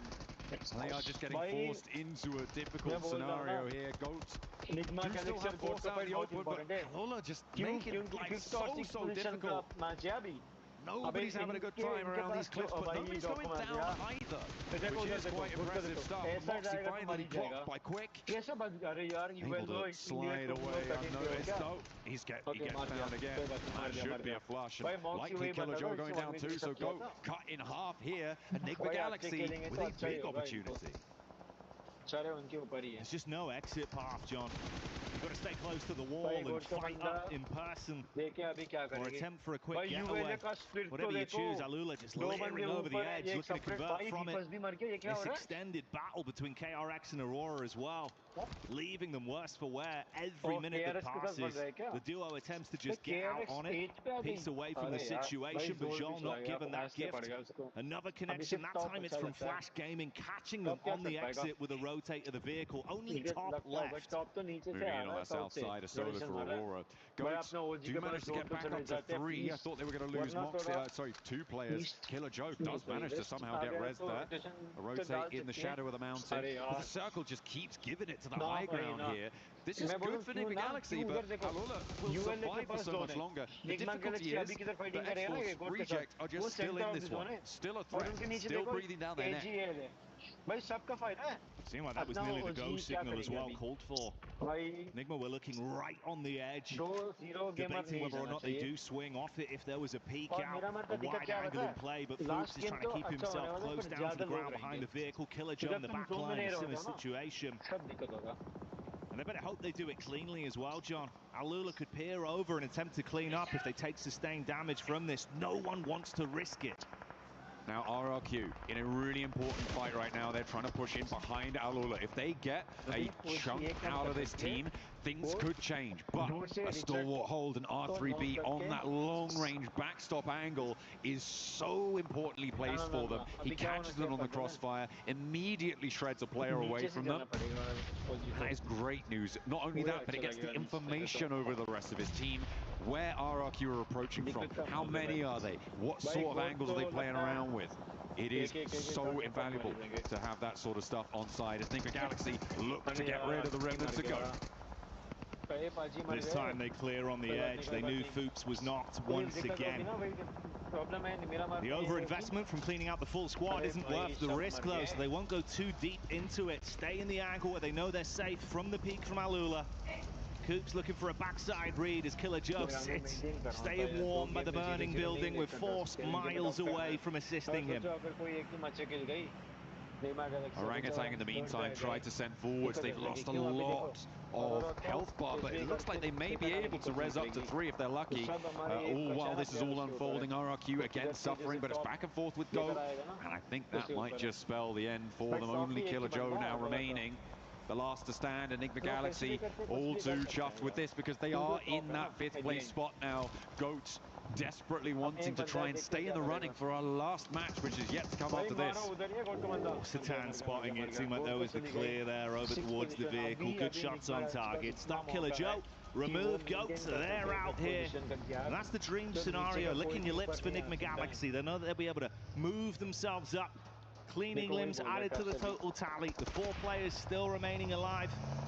We saw Force falling to RRQ that are trapped down in a divot right now. Resetting, playing inside of the smoke. Such a wide berth of space though, with Silence keeping his sights on this position. A lot of open angles for them to play around, but leaving this building is going to be so hard for Furia. With the angles that Enigma Galaxy, maybe not Alula, I think they're a little bit too far away to take shots out there, but the position that Enigma Galaxy have on this, they'll have the information. Actually, it might be pretty difficult for them to actually compete on that angle. So maybe AGAL could be more important on suppressing Furia's route out, but a swing down to the south could definitely be on the cards for Fury if they're able to find an opener, get rid of top in the process, maybe find a shot over towards Team Flash. So they do have options. But again, it just slaps bang on top of Enigma Galaxy right in the middle. And there's a big focus on the 5th place bubble with Goat and Enigma Galaxy, but AGL are there too. And they are right in that bubble contest as well. And considering how this one potentially could have gone for them with the run-up onto Aurora as well, could have been a very different game for AGAL. Surviving far later than expected off the awkward encounter with the nades that came their way. The backline play from Doc that could have spelled defeat. But ironically, it's Aurora that are down to just the solo outside of the zone, and AGAL that still look to fight on for another day.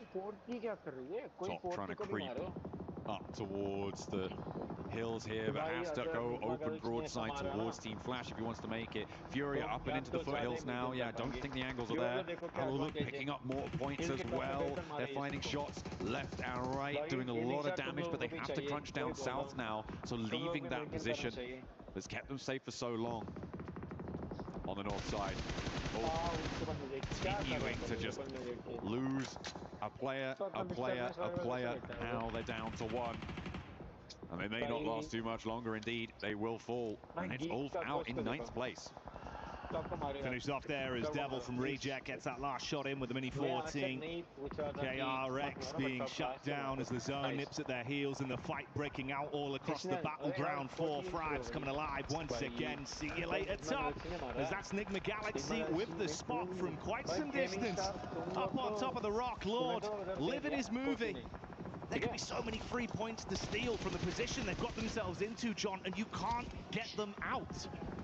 just not going to be available to you. Not on the cards. Fourth drive still taking a little bit of punishment on the off angle, but they do have to make a move fairly soon. They have to get these reses coming through. Tops for Flash is doing a little bit of work at suppressing Furious position, but we're hopping on board with X-Force Rejects. This is the team looking to try and displace Al-Ula, or indeed anyone above them, off of that top 13 spot, but they have to lead here with DK in the way. That's made very, very tricky. Fourth drives of the long-range angle, but Kevin opens up the bidding. There is damage pouring in, but no knocks are sticking. Not just yet. Finally, the first falls, and now it's two of them left to try and put something together.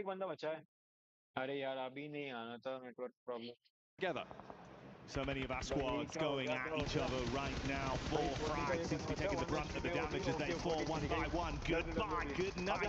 Reject could be going the same way as well as Geeke have overwhelmed them on the close quarters engagement and picked them off. In the midst of all this, we saw some pot shots hitting onto Enigma Galaxy and leaving them down to just one man. It's only Lord that remains up on top of the high ground. Some big shifts when it comes to the tables. As you say, Enigma Galaxy going down to 1, and AGAL breathing down their neck on location and on the points totals now. GOAT dropping to 7th place as two teams have now pushed past them. Al-Ula continue to climb, and they make sure that RRQ is now a buffer place behind them, and Geeke could be next up on the chopping block if they can transition towards this low ground. So a lot of really important dynamics unfolding here when it comes to moving into this final game, and that is a helping hand of a circle towards AGAL. The benefit of Al-Ula for so long finally starts to slip through the fingertips. Lord still in a position to play off the angle he'd secured for himself, whilst everyone else fights at the bottom of the tower, looking to climb over one another to guarantee themselves more from this match. Trying to stay as tight to the wall as possible as to not be shot from below or above. Ayala with a vehicle looking for the move round. Al-Ula having to advance as well. You got the split on either side, it seems. A stereo rotate for Al-Ula and Geeke. Two-pronged approach. See if the horns connect. Ooh, OG losing another. I feel like for the teams in first, second, maybe even third, they're going to start to feel safe moving into this last one, but everybody else playing for keeps here. Furia wanting to find these shots, but not quite connecting. The nades not quite getting the distance on the arm there for Flash. I mean, it's a bit maybe overzealous to try and connect onto this. But both teams out of the zone need to try and regroup. And AGAL want to be the lobby commanders to make this one work. And nade downhill has a little bit more legs to it, but doesn't quite find the target. Now Flash are up and into the hill, so it's just got a little bit more dicey. Keeping the pressure on either side. Nades towards the top for a peek over from Lord, making sure it's uncomfortable for him and the solo from AGAL that's looking to defend that engage from Furia. Surprise Flash is still alive, and Lord actually does get the peek in onto Furia. Still no trade back towards him. So although it's only a solo, Enigma Galaxy being a thorn in the side of the squads beneath them here. Al-Ula on that north side, looking to keep the pace going. Coming off of a strong game on the last one, now they're up to 9 elims again as well. And on this north side, they've got that high ground command that they were looking to try and sequester away. How high can they climb though? Furia backs to the blue. They're a little bit more desperate now. And around the corner they go, locking themselves into the vehicle. Team Flash suffering, trying to find a challenge, but it doesn't connect. Is there a third party from AGAL? Doesn't look like they find anything, but Bose steps up. It's rebuffed by Lord. Enigma Galaxy up on high, still here to play. Stealing away elim after elim in all of the commotion. That puts him up to 6 individually. 3 to his name. Make that 4 as he continues to spray. Lord with the eyes in the sky, punishing down now as Enigma Galaxy keep the heat on Furia. Switches his attention round to AGAL as well. They're coming in to close the gap. Goodbye Flower H. It's uncomfortable. Ayala holds his own. Good defense. Damage done. XCZ trapped. You've also got Igor to play on the angle as well. And there goes AGAL. Dropping down. They do manage to ladder up, but remember the placements haven't kicked in for Enigma Galaxy just yet. So they will be in the top 5 going into the last one. And Lord is not done. Is there nothing this guy can't take a chunk out of? Everybody stepping forwards and everybody wants to find out just who's up on that high ground. The Lord of the Mountain. Anyone that dares to challenge him has been dethroned. And the longer he lives on, John, the less ammunition remains. Running low. The economy now playing a pivotal role. How much more can he squeeze out of this? Switches to the Mini 14. Bang on the head. Goodbye, OG. Wow, goodness me. They eliminate themselves up another place, and 4 teams remain at this stage. It's Al-Ula who have done bits now here to solidify themselves into the top 16. They've almost, well, sorry, so the top 13 is fairly certain that they may have done enough here, which is a great relief for them, I'm sure, guaranteeing themselves a solid double-digit game coming on in. As Geekcake try to crawl their way around the edges. Quick, oh, you can't be going out that far in the blue. Goodness me. Loses his footing somewhat and most of his health bar too. More of their utility force to be reinvested to get themselves healthy to contest from here. Furia somehow living on borrowed time with some of the awkward fights they've had to even get this far into the runnings. Lord knowing he can't risk too many engagements that won't result in a clean pick with the low ammunition left in reserve. GK and Al-Ula not too far from one another. This could all change in an instant, John. A single pick. I mean, the fact that Lord is low on ammo is so important for GK here. Their survival would be all but diminished in its entirety if they do find it. But there's a first knock over towards Geekcake. Al-Ula dancing around. Silence does connect, but he has to go for the reload. In the meantime, Lord pitches a point away with some of his precious ammo at range, and he finds more too. Down to his last magazine though. 31 rounds for Lord. He's got 2 nades, but has to back off. He's got an angle to get his HP back, doesn't need to overinvest. He's already started to break the backs of everyone that's dared to defy him from this angle. Let them fight amongst themselves. Furia putting pressure on, but they're not ready from the peak from the top. Lord, 2 nades in the back. Let's see if these will pay off. Cuts nicely, rolling down the hillside. Al-Ula already still the point on the Furia. 1 more nade for Lord. Drops it right on top of the heads. Looks for the shots, gets 1 knock, but it's now up to Al-Ula, who are looking to charge themselves up. Gain some pace over, and they are able to find it. The high ground was indomitable, and Al-Ula take a 12 Elin chicken dinner. The twists and turns on the narrative. Miramar delivering with madness in the desert as squad. मुझे इधर जाके मार्सन का match हो रहा है देखना है, ठीक है? बस वो विल्सन जीत गया है क्या?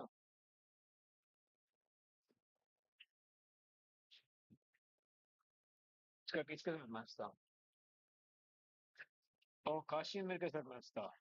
ओके, लोअर ब्रैकेट का विल्सन उधर जीत गया है. नाइस. विथ ओनली टाइम के बाद शुरू होगा का मैच. भाई मैंने बोला था टीम वाइटैलिटी का जियोडिंग ने क्वालिफाई कर लिया है प्लेऑफ्स को, और इधर फैल्कन्स का बंदा तो क्वालिफाई कर ही लेगा अभी. हिमांशु उल्सन अभी जीत गया है और उल्सन का मैच होगा फरजीन के साथ. वाओ, ये तो अच्छा मैच होने वाला है. और इधर नोबी का मैच होगा रिजिट के राइट के साथ. नाइस. आई मीन इधर देखो. अच्छा अच्छा अच्छा, नाइस. आई मीन मैं क्यों बोल रहा हूँ? ओ नोबी जीतने वाला लगता है. Okay.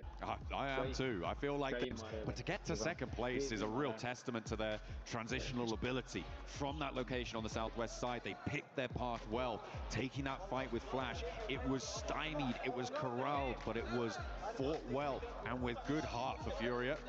Happy to see them getting later into this one. Al-Ula though, the big news here is of course their ascendancy away from that bubble at the bottom of the tables. And with a game like that, are they not too far off top 5? I mean, it's possible if they could do it again.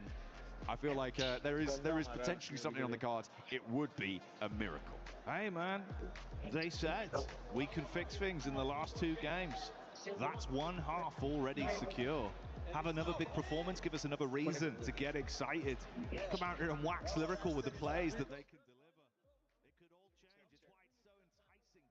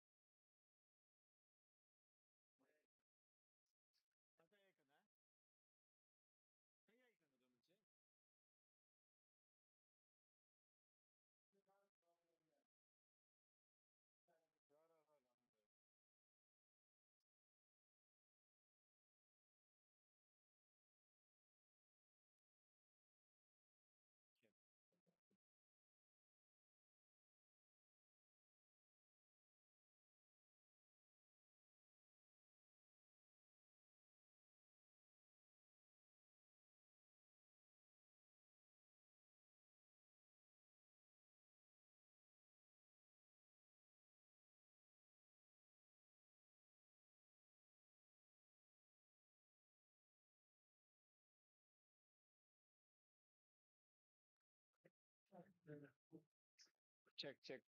Yes, can you hear me? Am I audible? Raw, pole, raw, churul, raw. Yevundi te at least. Te patia.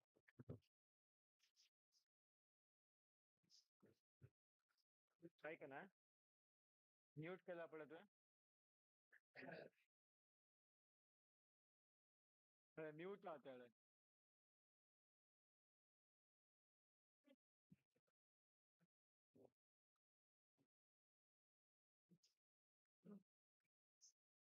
They 15 seconds later.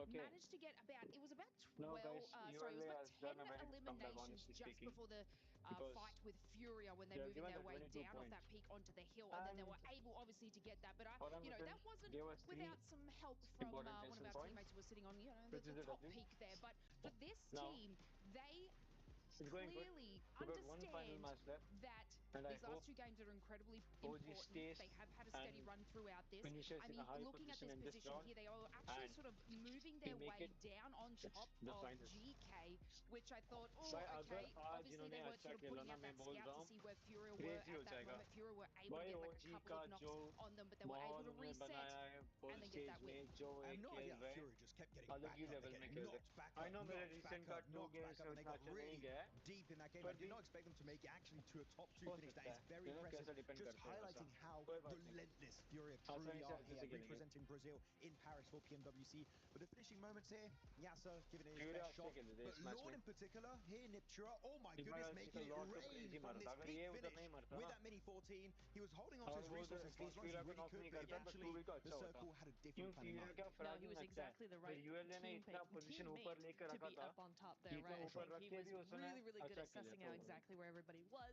He was really good at getting those nades. Some of them went a little long, but a lot of them were right on target. I love the mini that he had as well. That was a fantastic weapon of choice to be up there. So all around, a really, really, really, really good play coming from him. Really. And really, Lore was able to put up good performance for Enigma Galaxy, being able to secure some extra placement points as well, putting up those. Let's go. 8 eliminations there from Lord, and the damage there as well. And this is a squad that's truly in contention for that top 5, and they were securing the top of that mountain. Yeah, it was great to do that 3-1 split. That's what they had in the mid game. 3 players down below, in the thick of it, fighting all the teams. There was Alula. There was even a side of Go at one point just coming their way. But no, Lord was trying to keep his teammates safe, but he could only do so for so long, right? Eventually, teams are going to be encroaching on his 3 teammates. They get eliminated, and then Lord is alone. I like what he did because he knew he was limited in resources, right, Niptura? He was not able to really take too many shots. He just held onto those resources until the very end, where he could maybe convert that into a chicken dinner. As we know, that didn't happen. But Podium, as a solo, that is huge regardless. Huge indeed, as we're going to be taking a look at the overall, and I want you to keep in mind, top 5 to go directly to the finals. Bottom 3 gets it home, and the ones in between get to go to survival. 4th thrives, still in the first place, but just like, actually, let's just focus on 4th. All the way time, because 4th place with Aurora Gaming, they have been playing great today, but they just haven't been able to create such a big gap, as they only have 82 points, 4 points more than AGAL in 6th place. No, they do. It's going to be interesting. I have noticed that Aurora have been stepping up, right? They felt that pressure a little bit. They've realized, like, oh, it's not really going our way. We've got to up our game a little bit. It is working now. So they are at 82 points. Yeah, it's still going to be all down to the wire in this last game. But at least they're already there. You know, teams like Team Flash are also already there, but 2 points ahead of AGAL. Goat team as well. Furia climbing up those ranks. They were not in 8th place a few games ago. Yeah, I mean, really looking at the teams in the top 5, 4 thrives, they're safe. We know they're going to make it. They're going straight into your PMWC Grand Finals. Orangutan, I would say, also somewhat safe, right, going out to this one, because right now they're above the likes of Enigma Galaxy, Aurora, Team Flash. We're looking at Aurora Gaming and Team Flash in particular here.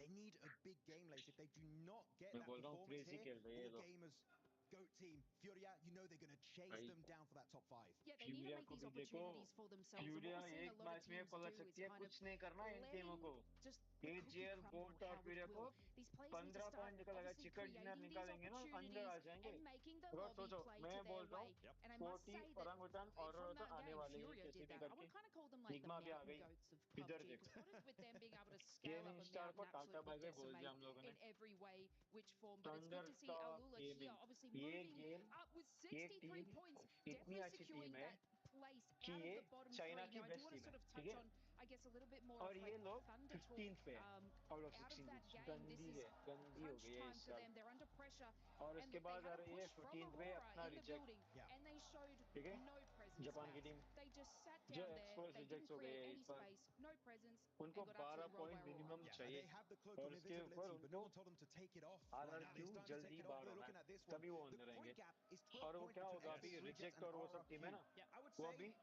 in the bottom three, you have to hard drop RRQ. I'm sorry, it is time. If you don't do it here, you're going right home right away, straight to Charlotte. And as we know, that is not where you want to be. We usually hate to see the hot drops, but in situations like this, you gotta take destiny into your hands. And yeah, you're absolutely right, Lace. They have to do it. Yeah, and look, this is what I'm saying. We're create your game. Make these plays to position other players into moving and having you create that space. Like, even if they were to look at, players like Alula, who were in the bottom, they actually forced GK to rotate into Furia. They made that play, and these bottom teams need to be able to do that as well. Yeah, they need to be able to do that, and they need to be careful with teams that are going to be towards the top, like none other than...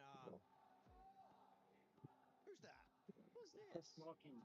Oh, it's the best content creator for Nucky. Come up here, baby. Come up here. You know what? You don't even have to go that way. Just step over the chairs. You got this. Hey! The beast! With 4 drives currently in first place. Oh, put him on. Put him on. Oh, you should smell my Naki is here. And Naki, the team is currently sitting in first place. How are you guys feeling? Alhamdulillah, we are feeling great. We are having a great moment. Ooh, yes, you guys are. You guys have OG currently chasing you for that first place. Whoever gets first place gets to crush some keys. But how are you enjoying Paris so far? Paris has been really great for us. The weather here is so beautiful. The city is so beautiful. We are really excited to visit the sites. You're really excited to hopefully end up lifting that trophy. Max, you got any questions for Naki? Yeah, what do you think of French people like myself? The locals. Bonjour, bonjour. That definitely answers my question. Thank you very much. That's a great one. From what you guys have seen, going back to the game, from what you guys have seen so far out of day 1 and day 2 here, has there been anything that ended up surprising the squad? OG has definitely been a surprise for us. Like, they're playing really good. Their decisions, I haven't really looked at them that much, but their decisions are really good. Yeah, their decisions have definitely been good. And for everybody currently watching, don't forget that you can experience the PUBG Mobile fan experience, because it is going to be open from August 11th through the 16th. Go enjoy some of the exciting activities, not only PUBG Mobile and Rouge Putin, the amazing collab that we're doing, but also PUBG Mobile, Spider-Man, everything cool going on there. You can earn some exclusive rewards, so make sure you check that out. But yeah, I'm with you, Naki. I mean, I'm with what you were saying in regards to OG has been able to surprise a lot of those teams, and then towards the bottom you're seeing some teams that I thought were going to end up performing better too, with extra rejects. But with this one, who's going to be your top 5? I mean, it's pretty much said, but who is actually going to be your top 5? Tell me your predictions. I mean, this only last match remaining, so I don't see that there are going to be a lot of changes to the top 5, but the teams on top 5, yeah, OG definitely 4 drives, as we know. I mean, you kind of have to pick them. Come on now. Yeah. And Aurora is playing really consistent, and I hope FL qualifies. They are really my best friends. And one remaining. Max, math right? One more? Yeah, one more. Good, yeah. OG 40, FL, Aurora, and KRX. Ooh, oh, nice one. KRX. Okay, I thought you were going to go with a different one, like Enigma Galaxy. But thank you so much for joining us. Lace, Max Benatura, myself, 7WG. But ladies and gentlemen, it's time we go into the final match of Group A. Who's going to end up winning it? Who's going to end up in the bottom 3 and get sent home? Let's send it over to none other than John Allen and Jackie. अभी होगा reject कर जाएगी या thunder top भी कर जाएगी अभी decide होगा फ्यूरिया फाइनल्स जाएगी या निग्मा गैलेक्सी अभी होगा टॉप मारेगा या फलक या अपना एटीओपी सबको मिल देगा Only time will tell, and 5 teams will rise right to the top. Cream of the cream, or creme de la creme, as they say here in Paris. Maximum way. That's what I'm expecting to see here live in Paris. It's going to get explosive, John. It's going to get enticing. And from what we've seen over the course of the day, it should all build to an absolute blistering affair here in our culminating game. Our last battleground, Miramar, once again on the cards. And you're right, that sharpened steel of the Butcher Blade is getting ready to chop. And those keys will be crushed. Party will be there on stage, literally grinding all of these teams' efforts into a pulp. Well, not all of the teams. No, those teams. Yeah, just those teams. I see. You're getting ahead of yourself, sorry, mate. I know we've got to chuck most of them into the grinder. Only one key will eventually remain. But we've got to get there first. So it's incremental, you know. But we do get to do 15 at once, so we'll fight. So make sure you check that one out as we take our final steps onto the plane with Group A. Miramar has never been hotter. It's time to decide who will move forward. Now you can see the keys around the crusher. Our teams deep in four getting their last minutes in before we kick this one live. Get back into the play path and set things off. The players, the organisations, the hopes and dreams. The atmosphere is good here in Paris. You can feel it. Tension. You could cut with a knife for some of these squads. For the top end, John, as much as you're not fighting to lose your chance in the tournament, you certainly are putting your neck on the line to make sure you guarantee a chance to skip that survival stage. Absolutely, top 5 is so valuable here. Interesting predictions coming out from Noki back over on the desk as he found himself over the back of the chairs and immediately thrust into doing Max 7 and Blaze's job, you know. Apparently we had to draft in some outside help there, but I think fourth rise OG, yeah, 100% I agree on that. Aurora, I think is a fairly safe bet. I feel like not including Nick the Galaxy in the top 5 was a bit of an outside chance. And then even further beyond that as outside chance, KRX being the top 5 for him. I feel like that's maybe what he wanted to happen. Not, yeah, what is probably going to happen. I mean, that's his personal ideal top 5, right? That's his take on it. So it's fair enough, man. Exciting teams. They've certainly all given us something to rave about over the course of yesterday and today here at PMWC. Live from EWC, 26, big 26.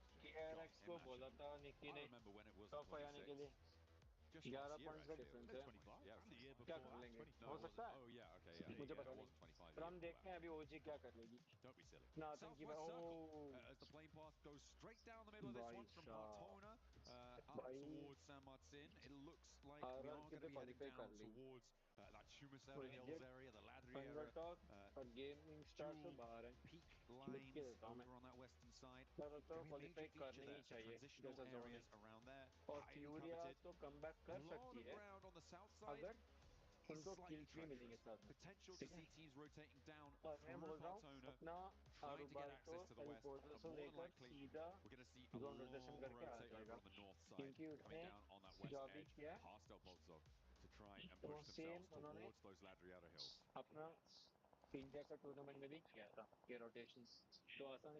With the stage set, and the potential for the best, and the squads at the bottom established, so you know what results we'll be looking out for on this one.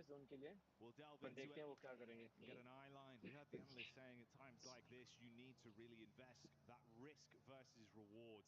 You can't play it overly safe. You can't leave your fate in hands of other teams. That goes both ways, John. If you want to try and push into that top 5, or if you're looking to actually keep yourself in the competition, not lose those keys, or see if there's any forced fights, if the early game is a bit different. Some of the indecision we've seen from squads. You look back, right, what we saw from TTG, moments of difference where maybe if they just committed that risk factor, could have given themselves a little bit more stock to play with. We'll see if that changes here and now.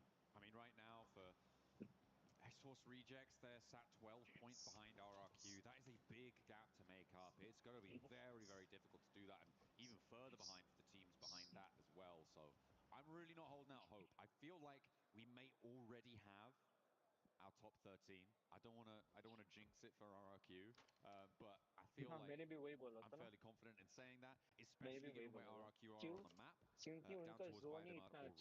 Pretty much slap bang in the center of the circle. Yeah, it's going to be pretty difficult to try and jump up there and change things on that front. Would require something quite special, but there are quite a few teams, I think, who could realistically jump into the top 5 here, depending on how flash Aurora and the Galaxy do in this game. There are potentially opportunities to jump on through and see what you can get done for maybe down to 9th, but maybe even Ulf could give it a fair crack, if not Alula, which is a very outside chance, but 17 points. जानबूझ के आ गए क्या ये हमारे ओजी के पास? As we were saying, you know, the तो 12-point gap feels pretty dastardly to try and get past, but with the form that Alula are on right now, might be doable. 17 points. Yeah, they've been looking far better, been hitting some good strides. Definitely guaranteeing themselves at least more of a safety net to play with from slipping deeper down into the depths. Rising though and attempting to climb does kind of rely, like you say, on a few of our squads that have been those point vacuums, those absolute hoovers towards the top side, effectively just falling early, having some kind of breakdown that opens that door for an overlap for a squad to find a way in. So a lot riding on it on the individuals. A lot of small storylines in this one. We'll keep you dialed in with the narrative. Play small ball and keep yourself rolling straight down the track to the top 5 at the moment. I mean, the differentials between these teams are really quite small. I mean, even up towards OG, an 8-point difference between 2nd and 5th is very, very much surmountable. A 10-point difference from AGAL up towards Orangutan to jump up towards that top spot. So, very volatile, even at this late stage. 12 out of 12 were at the full fraction. No more matches after this one, and it is still very much all to play for. Unless you pull drives, then you're pretty much guaranteed to be in already. They've done more than enough with the plays that they've made over the course of the past few days, John. Looks very, very exciting to watch. It would be a real shame not to have them there, to be honest, mate. I feel like it would be a big blunder. So glad they've already proven just how hard they're willing to play here live from Paris. We've heard the arena getting absolutely ballistic time and time again when you see pop-off plays. Hell, even just from one individual, right? Falak starts to go huge. This place gets loud. I feel like Falak does anything, this place can get loud, I think. True. That's, you know what? That's exactly the sort of support that has seen them into the top place right now. It's exactly the sort of support that saw them to first place back in PMGO as well. A global title spurring them on. And a second in their sights. We'll have to wait a little bit longer to see if they can do it, but it's almost certain that they're going to have a crack. Aurora, in the meantime, a lot less certain, but in a scrap with RRQ and Furia. RRQ, remember, the bubble team at the bottom, do not want to be going down early. You can see that kind of kicking in, the immediate reaction when they thought, hang on, I've got a line of sight to try and take a pick here over onto them. Throws a few bullets out, but doesn't want to overcommit. Far riskier for RRQ than it is for Aurora and Furia. If they see weakness, they might attempt to pile on top of that and backstab towards Aurora. It's calmed down off the initial shots that were fired out. You're still nearby. No safety yet, and that's only the one man from RRQ as well with the split they went for. So it's a lot riskier trying to keep his nose clean and out of trouble. Ooh, a little bit of trouble finds OG though. भाई Steven आ गए और एक और लेकर चला गया भाई एक का नॉक कर दिया सब स्टीवन की गलती है भाई Looks like a little bit of a traffic jam between तो अगर two of our स्टीवन मेरा teams towards रूममेट the है bottom and our बहुत second बड़ा place ओजितान team, है OG. बहुत बड़ा यानी पता नहीं कितना बड़ा पर बहुत बड़ा Having a फन little है bit of trouble here, a little bit of कितना बड़ा strife. भाई That's going to be another nade launched over the top. The knock not yet back up, and Swash does get flushed away. Shiva to be able to claim that one. Potential wraparound here for Rolex, but he's spotted and handled. X-Force Rejects seemingly in charge of this fight against Gaming Stars as another flush comes on through. Yusuf and Maniac trying to piece themselves back together. But boom goes the dynamite. Leaves Maniac flagging. Nothing more to be said. That was quick. It was clean as well, and that's what you need. Good plays made.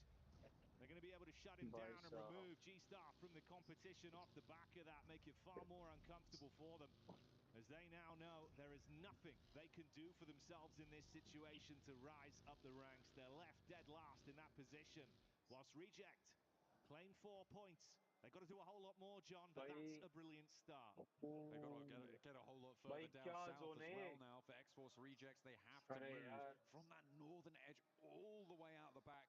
OG in the meantime did manage to get the player rest, so they are rotating against a 4-4 team there, as well as KRX out on their west side. This is a real gauntlet for X-Force Rejects, and if they're going to qualify, this is the sort of test they need to prove themselves capable of passing, Jackie. So I'm happy, in a way, that they have that opportunity. I'm not so certain that they're going to be able to pass it, but I'm willing to be proved wrong, and I'm ready to be here for when it happens. RRQ are now only 4 points ahead. ये अच्छा रहेगा अगर केआरएक्स के साथ रहेगा तो भाई केआरएक्स का तो हो गया भाई क्या मारा भाई केआरएक्स ऑक्सी तो पागल है अभी हाँ हो गया ऑक्सी को मार दिया और bye bye bye bye bye bye bye bye bye bye दो ट्रेड कर रहे हैं अरे यार क्या पेला उसने भाई आखिरी बंदा बचा है भाई एक ही बंदा बचा है केआरएक्स का और ओजी आ जाए यार ओजी मार रही है ओजी मार रही है ओजी भाई मार दे ओजी मार दे नाइस यार डब्ल्यू रिजेक्ट का बंदा बचा है रिजेक्ट को भी मार दो नाइस वन के यही चाहिए था चलो भाई अच्छा चल रहा है 90 पे पहुंच गए 6 पॉइंट गाइस ओजी पहुंच गए फाइनल्स के लिए मैं बोल रहा हूं अभी Yeah, that gauntlet, like I was saying, is such a tough pass. The third party coming through, it's pretty impossible to make that one work. But KRX falling in the meantime as well. A little chime in coming through from OG, helping them out there, adding some more points to the RGC tally. Reject और OG ने fail दिया और सब होगा अभी reject के ऊपर उनका डिफरेंस अभी के लिए 5 पॉइंट का है शुरुआत अच्छी की है उन्होंने 7 किल दिए It is a good thing. But RRQ तो zone के अंदर ही है ना फिर क्या It'll be exciting to see who our lobby leader is when it's all said and done. TTG here as well. Another team that it feels like even the potential of them really grinding from the spot they've been left in, John, is unlikely at this point. Yeah, it's getting less and less likely for a lot of teams as time goes on. And in terms of top 5 qualification, I'm afraid that Noki will not be correct with his KRX prediction, as he is going to be down in a 9th place spot, but they're going to be seen again in the survival stage. I think I can guarantee that. Unlock that one in. Zypher spots Shiva from X-Force Rejects, and that is going to be a quick flush. Their run may just be drawn short on the north side. And RRQ, all they need to do is hold their nerve, stay alive, keep things together, and defend their patch slap bang in the middle. Although it's got a lot less central now with a hard east shift. Zone crunching in. Goat already in position. PK making the move up as well. Alula, Furia, really just the drips and drabs that remain for Reject over that side as well, with OG potentially in a position to find them on their late pathing in. An Enigma side that looked very talented into the previous matchup off the back of the skillful plays we saw from Lord on the elevated angle towards the mountaintop. See what more they'll get from this. That's the park up from Devil. I mean, there is potential for it, John. RRQ have been attempting to avoid fights up to this point. There's been a couple of opportunities where teams have whizzed near.